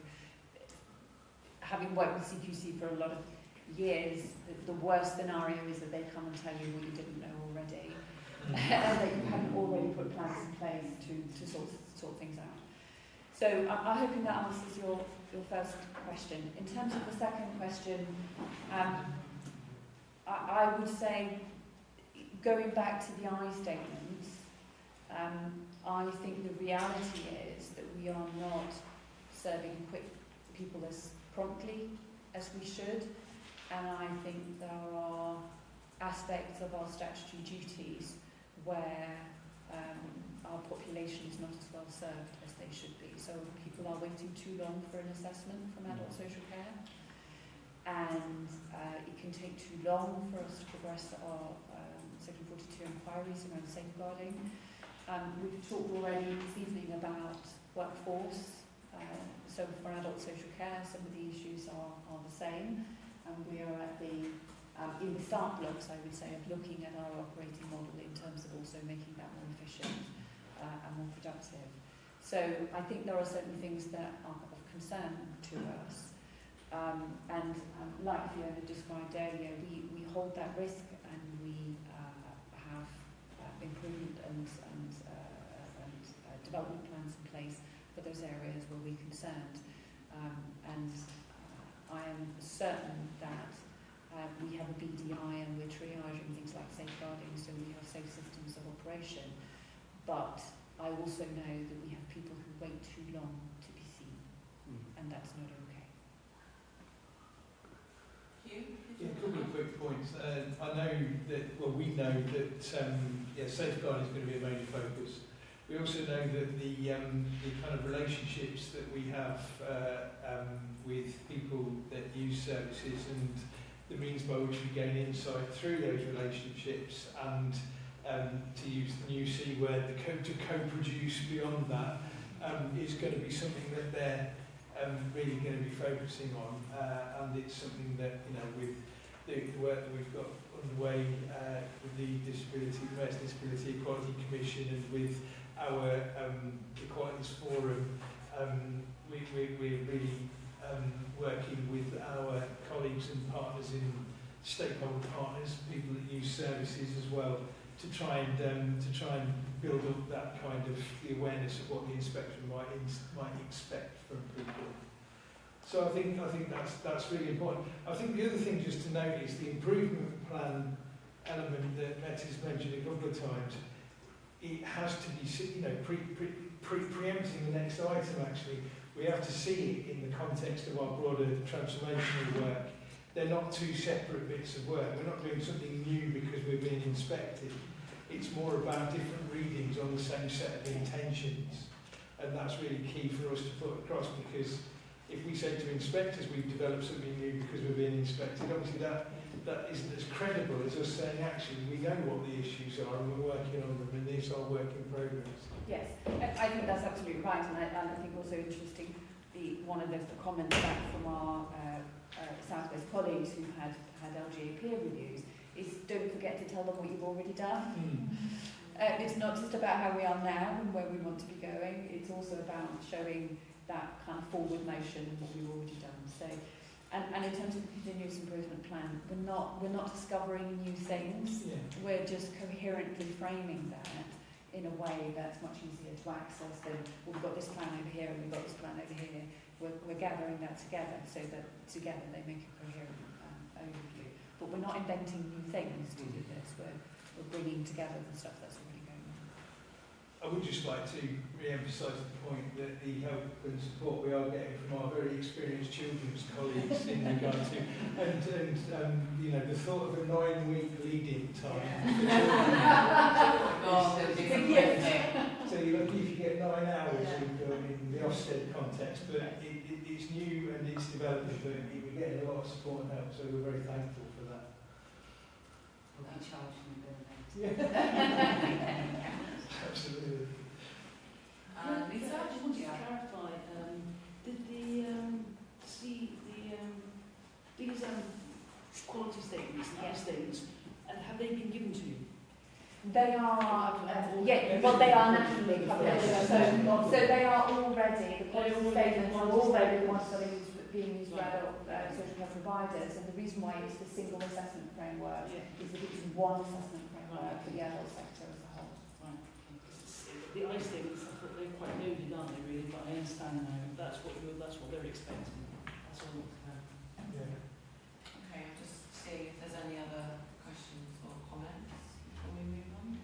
No? Okay, so this is the final substantive piece, which is the transformation programme for adult social care. It's whether it's becoming quite evident that the working is a lot closer, and I don't know whether it's because I'm sharing it, which I wasn't doing 2 years ago, but I don't know, I couldn't tell you whether whether I'm sat in a different place and therefore my focus is different, or whether, probably it's a bit both, but the transformation programme for adult social care, Hugh, if you wanted to... Yeah, I've got a bit of an overview just to describe some elements of it for you. You've had the report. I think to start with, what we want to present is something quite clear and quite visionary, which again is what we want to be presenting in the context of any upcoming inspection. And we've got this kind of statement. Sorry? Assessment. Assurance assessment, yes. We've got this, there's this statement that an organisation called Social Care Future have developed, and Social Care Future and another one called Think Local Act Personal are two national organisations that are user-led and that are becoming increasingly influential in the way that people are thinking about adult social care. And they developed, I think Local Act Personal developed the I statements that you see in the framework for the inspection, the assurance framework. But this main statement that we're using as part of our transformation piece is something that I think is becoming increasingly adopted across the country by adult social services leaders and departments, and it just says, don't we all want to live in the place we call home, with the people and things that we love, in communities where we look out for one another, doing what matters for us. And I know I mentioned that in a prior scrutiny meeting, and I suppose any time that we talk about this, that will be the first thing that we want to say, because it's the real crucial element of it. And we have all sorts of challenges that are underneath that statement, financial and operational, and you know, all sorts of things that militate against us being able to achieve that as well as we'd like to, but that still is our key goal. That's our motivation in this context. I'll give you a quick overview of the fact that we're resetting our transformation programme, and you'll know that nationally adult social care systems like children's, as we've heard before, are under significant pressure. Local authority funding has been decreased significantly since 2010. And the events of recent years have exacerbated need for adult social care and health services likewise, because we must read across the two and view them as part of a coherent whole. The COVID pandemic's been debilitating, and much need has been stored up in that period of time, which has created backlogs for the NHS, which we see in national news weekly about waiting lists, but also it's created backlogs in social care. And also for some, and I remember our prior Chief Exec, Mike Jackson, used to talk publicly about his parents in this context, but being at home under lockdown has had negative effects on some, especially older people's physical health. Not as bad as being in a hospital bed, but you know, on the way to it, because people aren't getting exercise, not getting the attention they need from health and care systems. And then, of course, the more recent cost of living crisis has further increased the vulnerability of the population. We're now in a position where the incidence of mental health across the board has increased by over 25% since mental health since 2019. So in this last few years of difficulty, and that's mental health incidents as presentations at GP surgeries, all the way through to the number of people who are having to stay in hospitalised circumstances in acute sector mental health provision, children's and adults. And so that reflects quite a significant decline in the health and well-being of the population. And that decline is being reflected in the demand for adult social care amongst all of the services that we have anything to do with. So our initial approach to adult social care transformation was 3 to 5 years, to be fair, but 3 years was the first phase. But we're resetting it now, this year, to address the particularly demanding financial and demand-based circumstances that we're finding ourselves within. So I think it's also, just for background, worth highlighting a few other key points. I think the first one is that, just for context, you'll see at 2.2.2 of the report some highlight headlines from the Association of Directors of Adult Social Services, of which I'm a member and Meta is a member as well, Spring Survey, which was for all councils in the country, and it showed that Bristol's not alone. The survey key highlights showed that there's a growing need for social care support to help people with poor mental health, growing incidence of homelessness and all of the situations that come from that, and increasing domestic abuse in communities, so necessitating safeguarding responses. And there are more unpaid carer arrangements breaking down. So that will chime, I'm sure, with quite a lot of you from the things that you may experience yourself or the things that you've heard. The survey reveals that more councils overspent on their adult social care budgets last year than didn't overspend. So there was about 65% of councils that reported that they overspent their adult social care budgets and that they had to rely on reserves to meet challenges of the need as presented. And directors are having to identify an increased level of savings from their budgets. And then the third point that was pretty key was that councils are having to focus more funds on providing complex care to people coming out of hospital. and increasingly for people who are younger adults living in communities. So those kinds of services are more complex and increasingly people are more reliant on them. So we've got a lot of work to do to get over the hump of the backlog in those respects, but also then to get upstream, as Councillor West said before in regards to children's work, and get preventative so that we can support people to stay well rather than people becoming in need quite as much as they have done in these last few years. Just importantly, it's important to note 2.2.5 that Bristol is the fastest growing core city in England and Wales. Population's grown by more than 10% in the last census period, and almost a fifth of the population is classifying itself in census terms as disabled according to the Equality Act. Hence the potential recipients of adult social care services and support, the cohort of potential recipients is quite large. I'm aware that I'm giving you quite a spiel here, so I'll try and put it a bit short. But it's also worth noting as well that in Bristol about 5,500 people at the moment are receiving adult social care from Bristol City Council, and nearly half are people working age, so people under the age of 65. Now, in 2019, it was only 40% of the people receiving services of about the same number, 5,400 at the time. Only 40% were younger adults, but now it's near 50%, which shows quite a significant increase in the number of young people who need services and support. So that's quite key, because younger people need services for longer periods of time. Younger people quite often have got higher levels of more complex needs and not episodic, they're enduring needs, and that's something that we have to pay close heed to and build the systems of local capacity and support to keep people supported for longer periods of time, as Councillor Holland mentioned earlier. So I'm not going to dwell on budget pressures because there's all sorts of information on budget pressures that you can read from Cabinet and what have you, but the ADAS survey shows that the experience we're having in regard to our budgets isn't unusual, but it is profound. We spend about 45 to 50% of the council's budget on adult social care of its general fund, about another 20 to 25% on children, so the best part of 70-75% is spent on social care in one way or the other, and education, obviously, to an extent beyond that as well.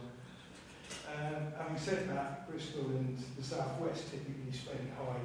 We have more people and we tend to spend more on unique costs of services. So we've got a lot to be going at there, really, in regard to our transformational intentions.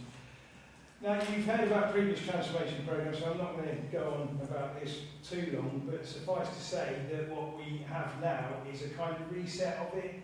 We've got a range of savings proposals that are being worked through in the budget as part of our medium-term financial plan, and you probably know about those proposals around reducing our purchasing budget, the amount we spend on care and support, bearing in mind that our gross spend on care and support in other social services is about £200 million, so we've got to reduce that.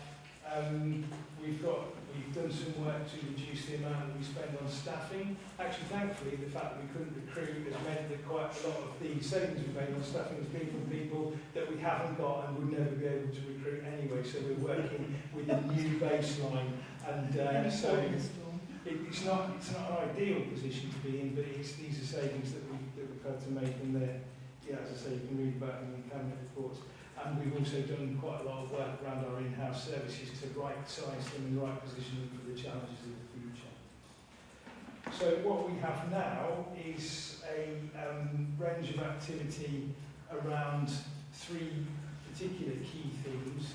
One about managing demand, which is managing the amount of services that people need.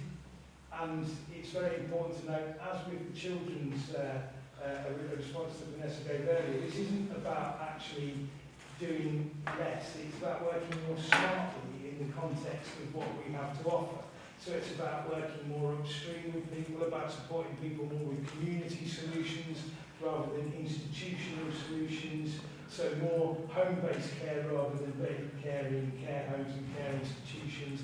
And it's about working frequently and considerately with people to review their services to ensure that they're getting exactly what they need. So a lot of it is about our internal systems and processes, and I think it mirrors what Vanessa was saying about children's earlier. It's right for a review. We need to do a lot of work to ensure that we're working as smartly as we can, and to make sure that we quality assure the services that we deliver to people, and that we ensure that the money that we're committing is being committed to the best possible effect, meeting needs as well as it can. There's a chunk of activity around managing supply. And managing supply is all about ensuring that the local markets are well equipped with the kind of capacity, the services and support and the housing that's absolutely essential to ensure that we can give people what they need locally.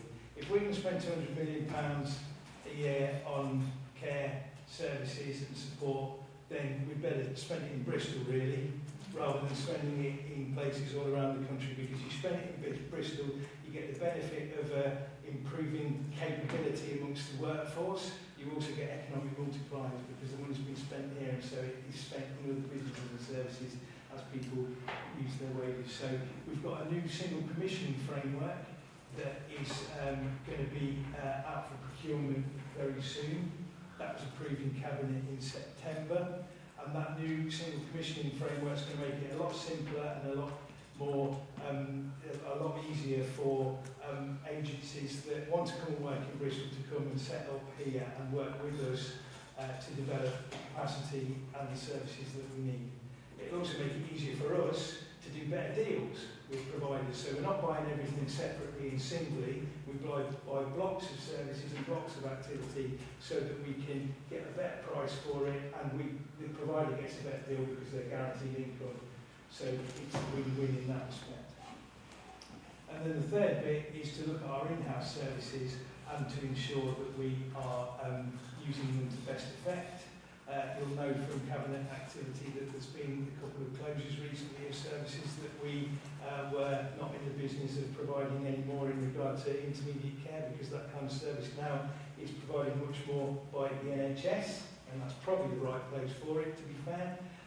But actually, there's a lot that we do run that is very important and very important capacity in regard to the whole system of health and care services, and we want to make sure, alongside our community partner, Serona Care and Health, and also community and voluntary sector organisations, that we use all of those services jointly as effectively as they can be to make sure we get the maximum bang for our buck. So they're the main areas of activity. The last point to make is that we have got a delivery partner, an organisation called People2, that has come to help us as part of the biggest of the top 4 transformation programmes that we're working on as a local authority. People2 have started, they've done a diagnostic piece of work, and they've established some key areas of activity that they think we should major on. And they're the kind of things that I've mentioned to you already. And those areas of service activity, including work to improve our systems and processes, so lots of enabling work, they're going to bring additional capacity for us so that we can work alongside our colleagues. Not putting all the burden and onus of change onto the people that are doing the jobs, but to get other people working alongside them to support them to develop better systems that best suit their needs. So I'm not going to dwell on it for a lot longer because I've gone on long enough, I think. But I think that's basically the shape of our programme. We're working on demand, we're working on supply, we're looking at our in-house services, and we're looking at how we commission to ensure that we get maximum benefit for the money we spend. Thank you. Okay, I'm looking to see if... Sorry, Yeah, Tim, go ahead. I have a question as well. Thanks for that, that's really helpful. It's funny how you get some bits of information in the week that sort of correspond to what you've got to talk about scrutiny, but 2 things happened this week. One bit of casework, I was trying to get somebody into extra care housing, and told there's like 2 year, don't know exactly, but a 2-year wait now. And the other one, the care home I'm involved with as chair of it, for the first time in 3 years you've actually got 2 referrals from social services that we can take, because we're quite a low level care home. So I'm just wondering, those sort of 2 things got me in mind, thinking it's great that we've had success at keeping people out of residential care, but are we beginning to use up that community capacity, whether that's extra care or other things, and we're now seeing people resort back to the residential care option? Very anecdotal, I know, but just because they came together, it's a fair question. I mean, yes, I would like to be in a position where housing-based solutions were available for everybody. It is, you know, I do think Bristol actually has got quite a good supply of extra care housing compared to a lot of other areas. Certainly that I've worked in other areas with variety for the level of extra care and also the range, you know, from ones that people can buy outright through to ones that are purely social housing. So you know, we have got that capacity, but it is, you know, there's always a need for more of that kind of thing. This is quite a long-term tendency once they're in there, so it takes up absolutely a long time. And people can access extra care. I mean, I could access extra care housing, I think, and sometimes I wouldn't be neighbours. But then the other side of it, though, is there's no denying we're always going to need good residential and nursing care. We're never going to be without that need.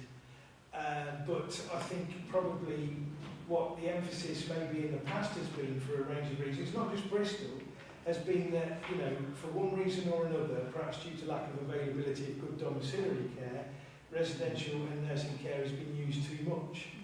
And, you know, again, if it's, you know, members of my family have been in care homes and have had an excellent experience, you know, so at the end of it, if it's the right thing for somebody, then fair play.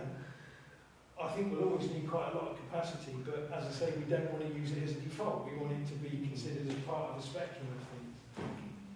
Oh, absolutely. I was just wondering if we are using up that.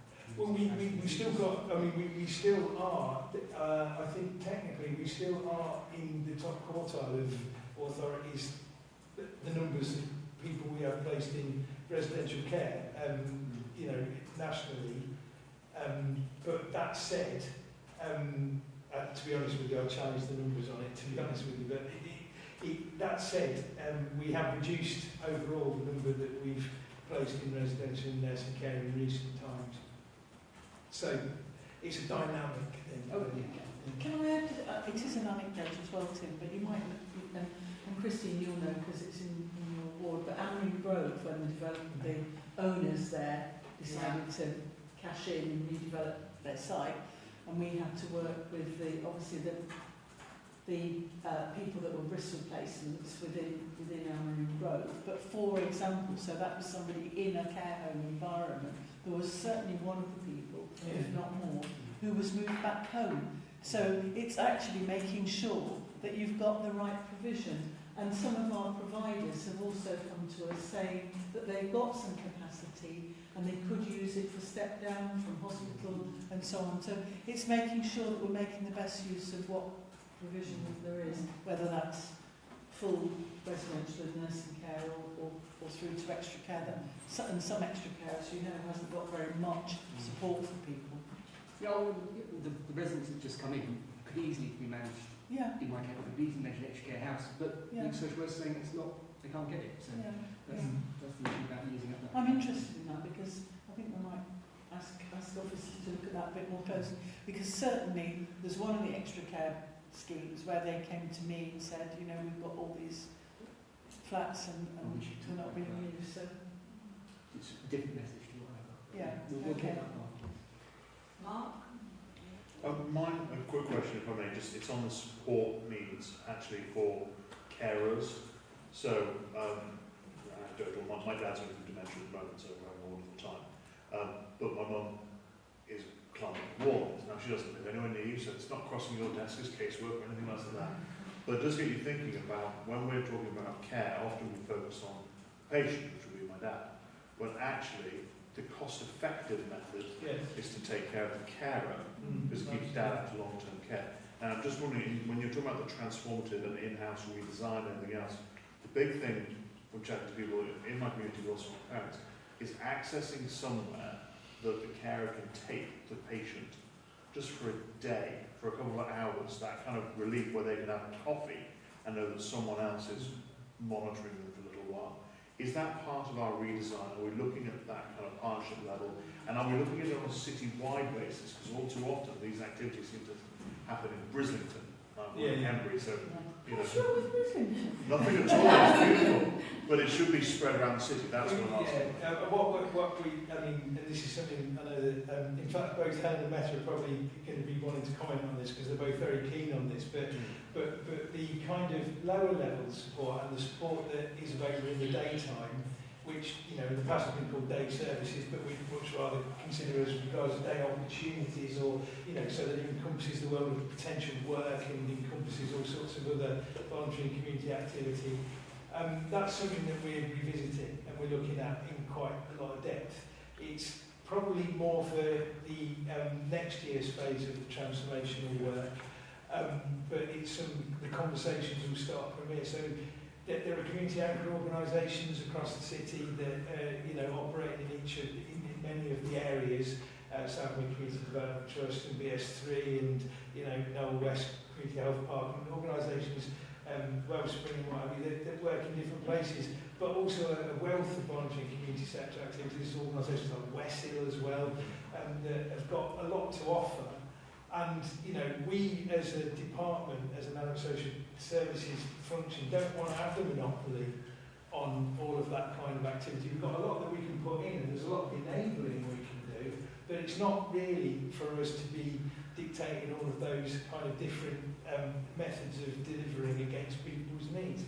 Far better for people who have got experience to work with carers to do bespoke work on an individual basis in their communities.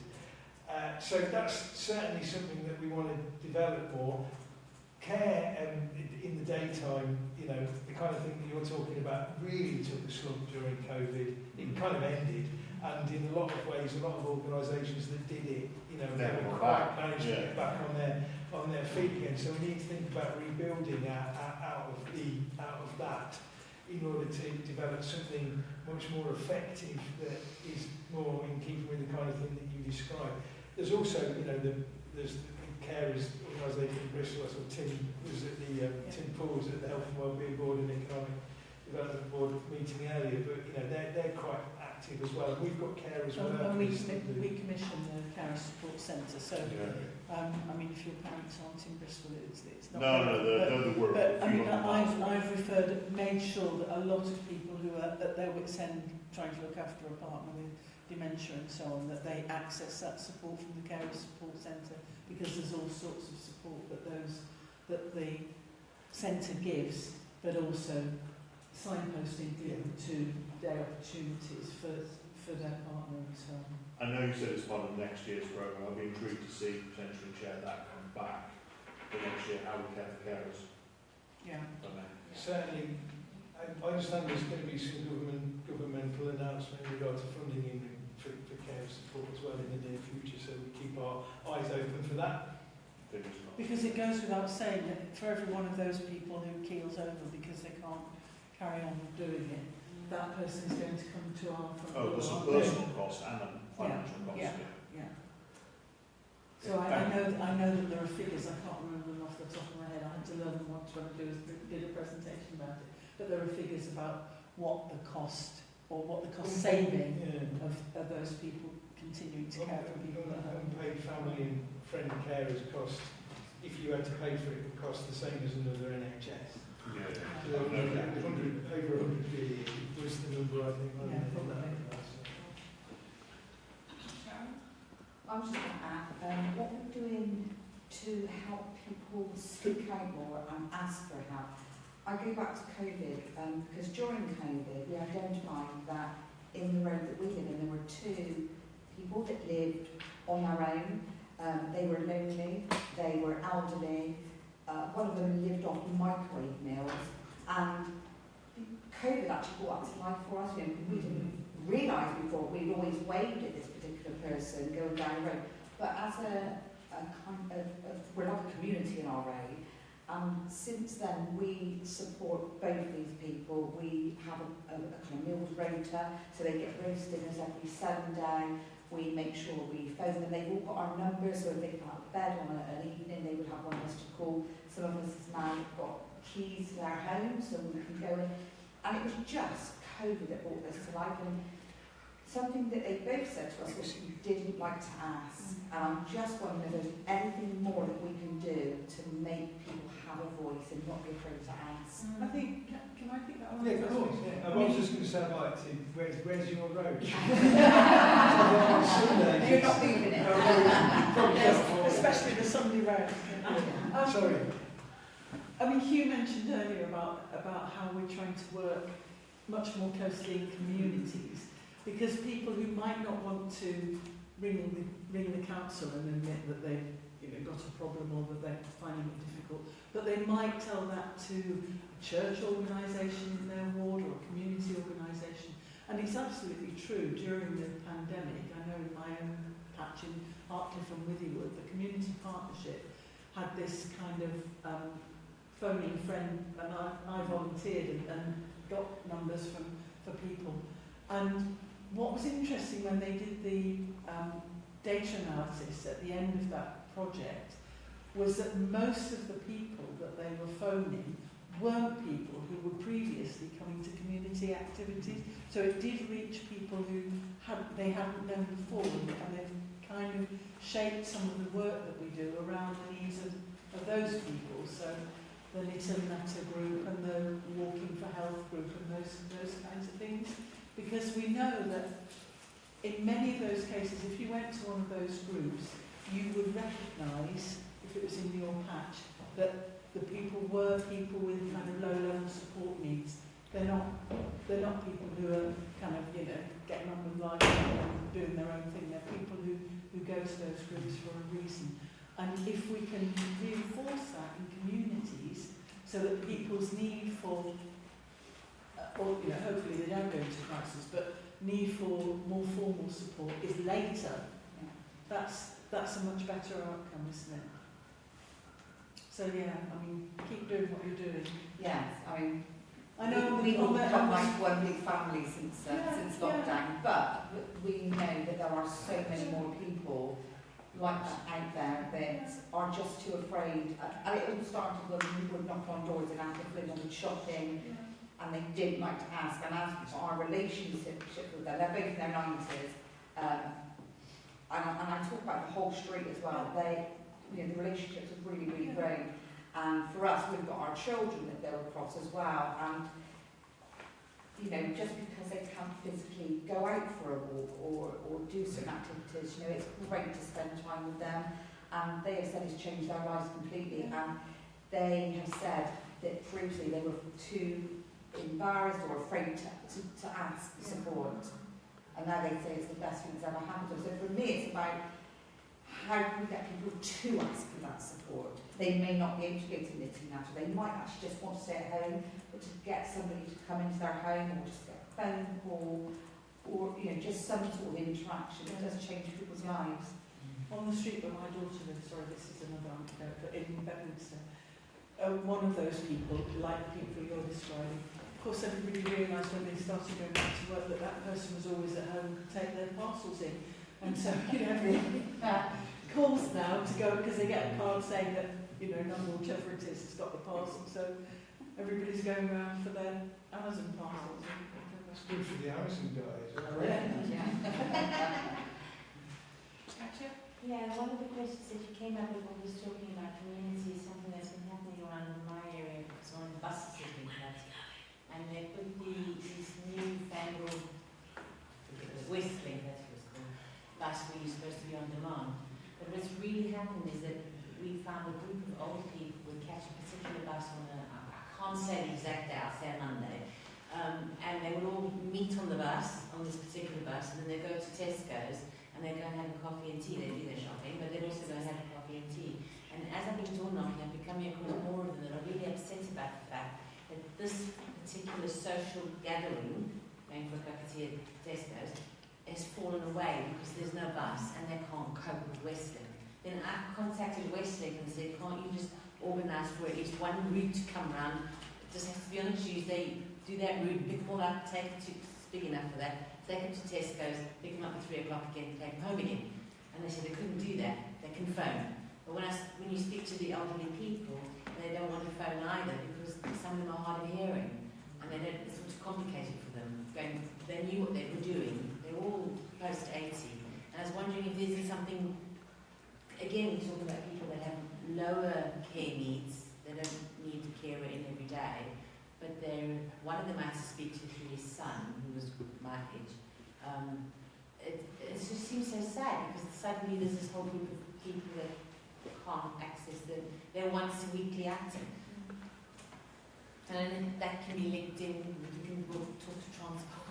I mean, there are community buses in some parts of the city. Yeah, they are. There's one in North-West and we've got one in Parkland as well. It's connecting them again because we don't have a collection of them. And you know, if you talk to people who run those community buses, it is a social service actually. It's not. But it's vitally important because there's people that go out of the house and their kids to put their children to do the shopping or whatever. They don't leave their houses there. There is a community bus organisation called Sprint. I'll write it down because Sprint will possibly, if they have a service in that area, I'm not sure if they're going to. I don't think there's any community bus. There was some Sprint bus.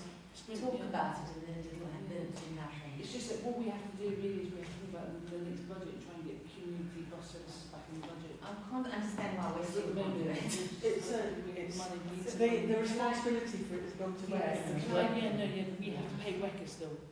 So part of the homeschool travel, us looking at having our own vehicles, obviously from a homeschool travel we would only be utilising them in at a certain time. The plan is that we would have those vehicles, we've already had conversations, you and I, that how they then get used for the community, for our voluntary sectors during those times that we're not using them. That's how we might start using our vehicles. A bit like if you speak to the schools, they have minibuses and they are sat there the majority of the time. That's where we're doing improvement. That's where we all need to work as one, just like the same as hospitals. It's about us looking across and going, wait a minute, we need these vehicles for multiple use, for multiple. And these things are important. They are, that connection. It's keeping out of care, because I know that people go quite quickly down into the more care needs if they don't get the kind of social services and social life. And it'll be like, we have a youth zone that will be opening up. We need to make sure that, our children and young people from other areas, because it is only in one place, have access to that. Doesn't have access to it. No, and that is really important when we want people to reach some of these services, they're not on their doorsteps, and we need to do that. And there are a huge resource in Wiltshire that the council owns that is used Monday to Friday during the school term, and it's not used outside of that. School buildings are huge resources. There are lots and lots of resources. I remember wanting to do a fashion show in South Easter, and in one of the schools I was working at, I was told you can't just put on an evening because the national school belongs to a private company. You have to apply for an extra evening. Yeah, but we do still know some of them. It might be faith schools, but Okay, I'm flagging. I don't know anybody else. I think that Cody, I didn't even notice he was there until very recently, so I think he's done remarkably. We should see that. But we do have tomorrow, so I think he just wants tomorrow to hurry up. So I want. What could be a better present than a 3-hour meeting? So we've had. I just want to finish these. So we've had the risk report from Q1. My feeling is we've got a good understanding about what the risks are, actually, and they're not that different to what they were a year ago, and it's just a question of working on them. A performance report from the end of Q4, whether anybody had any questions about that. I had one, and that was about the measure of poverty. And if we're not using free school meals, what are we using?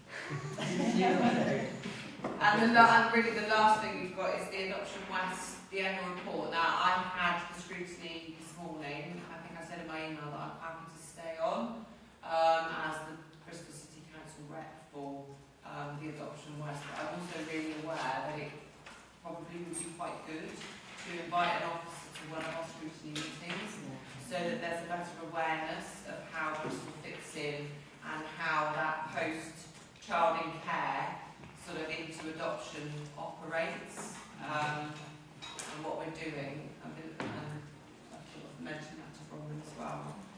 And we'll add that to the scrutiny programme.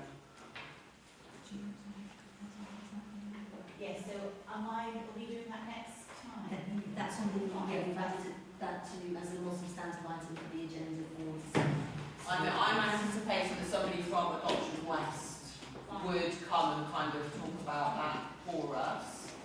Probably by Zoom. I'm not expecting them to come from Wiltshire. I'm the director on the board, so... Oh, okay. So maybe that's something that she was kind of... And I just think, I mean, I don't know. I mean, I didn't know anything about it. I'm assuming that people are kind of...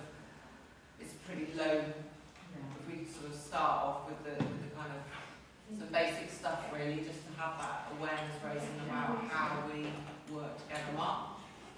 If there's a struggle getting on the agenda being very busy, I just wonder whether a 30-minute Zoom briefing to get us up to speed, because it sounds like we're not feeding in so much, it's more about making us aware of what's going on. So possibly a 30-minute Teams or Zoom might be better. I know it would certainly help certain councillors. Yeah, do you think? I mean, maybe that, but have a conversation and see. I think because the suggestion about this coming to scrutiny, I think came from the adoption panel itself. Technically, I don't want to downgrade it. If they want to come, then they come. But so it might be worth a conversation separately about whether, like us taking it here, receiving it and noting it in public, it meets those needs, and then we can have a separate conversation where we're not taking up too much of the agenda, but have that discussion. Okay, and at that point, I'd like to close the meeting and thank people for the time that they have set aside for this. It's been quite a long meeting. It's relatively morning, I know, after a long day of work and other things, but well done, we got through it. Thank you very much. Thank you, officers.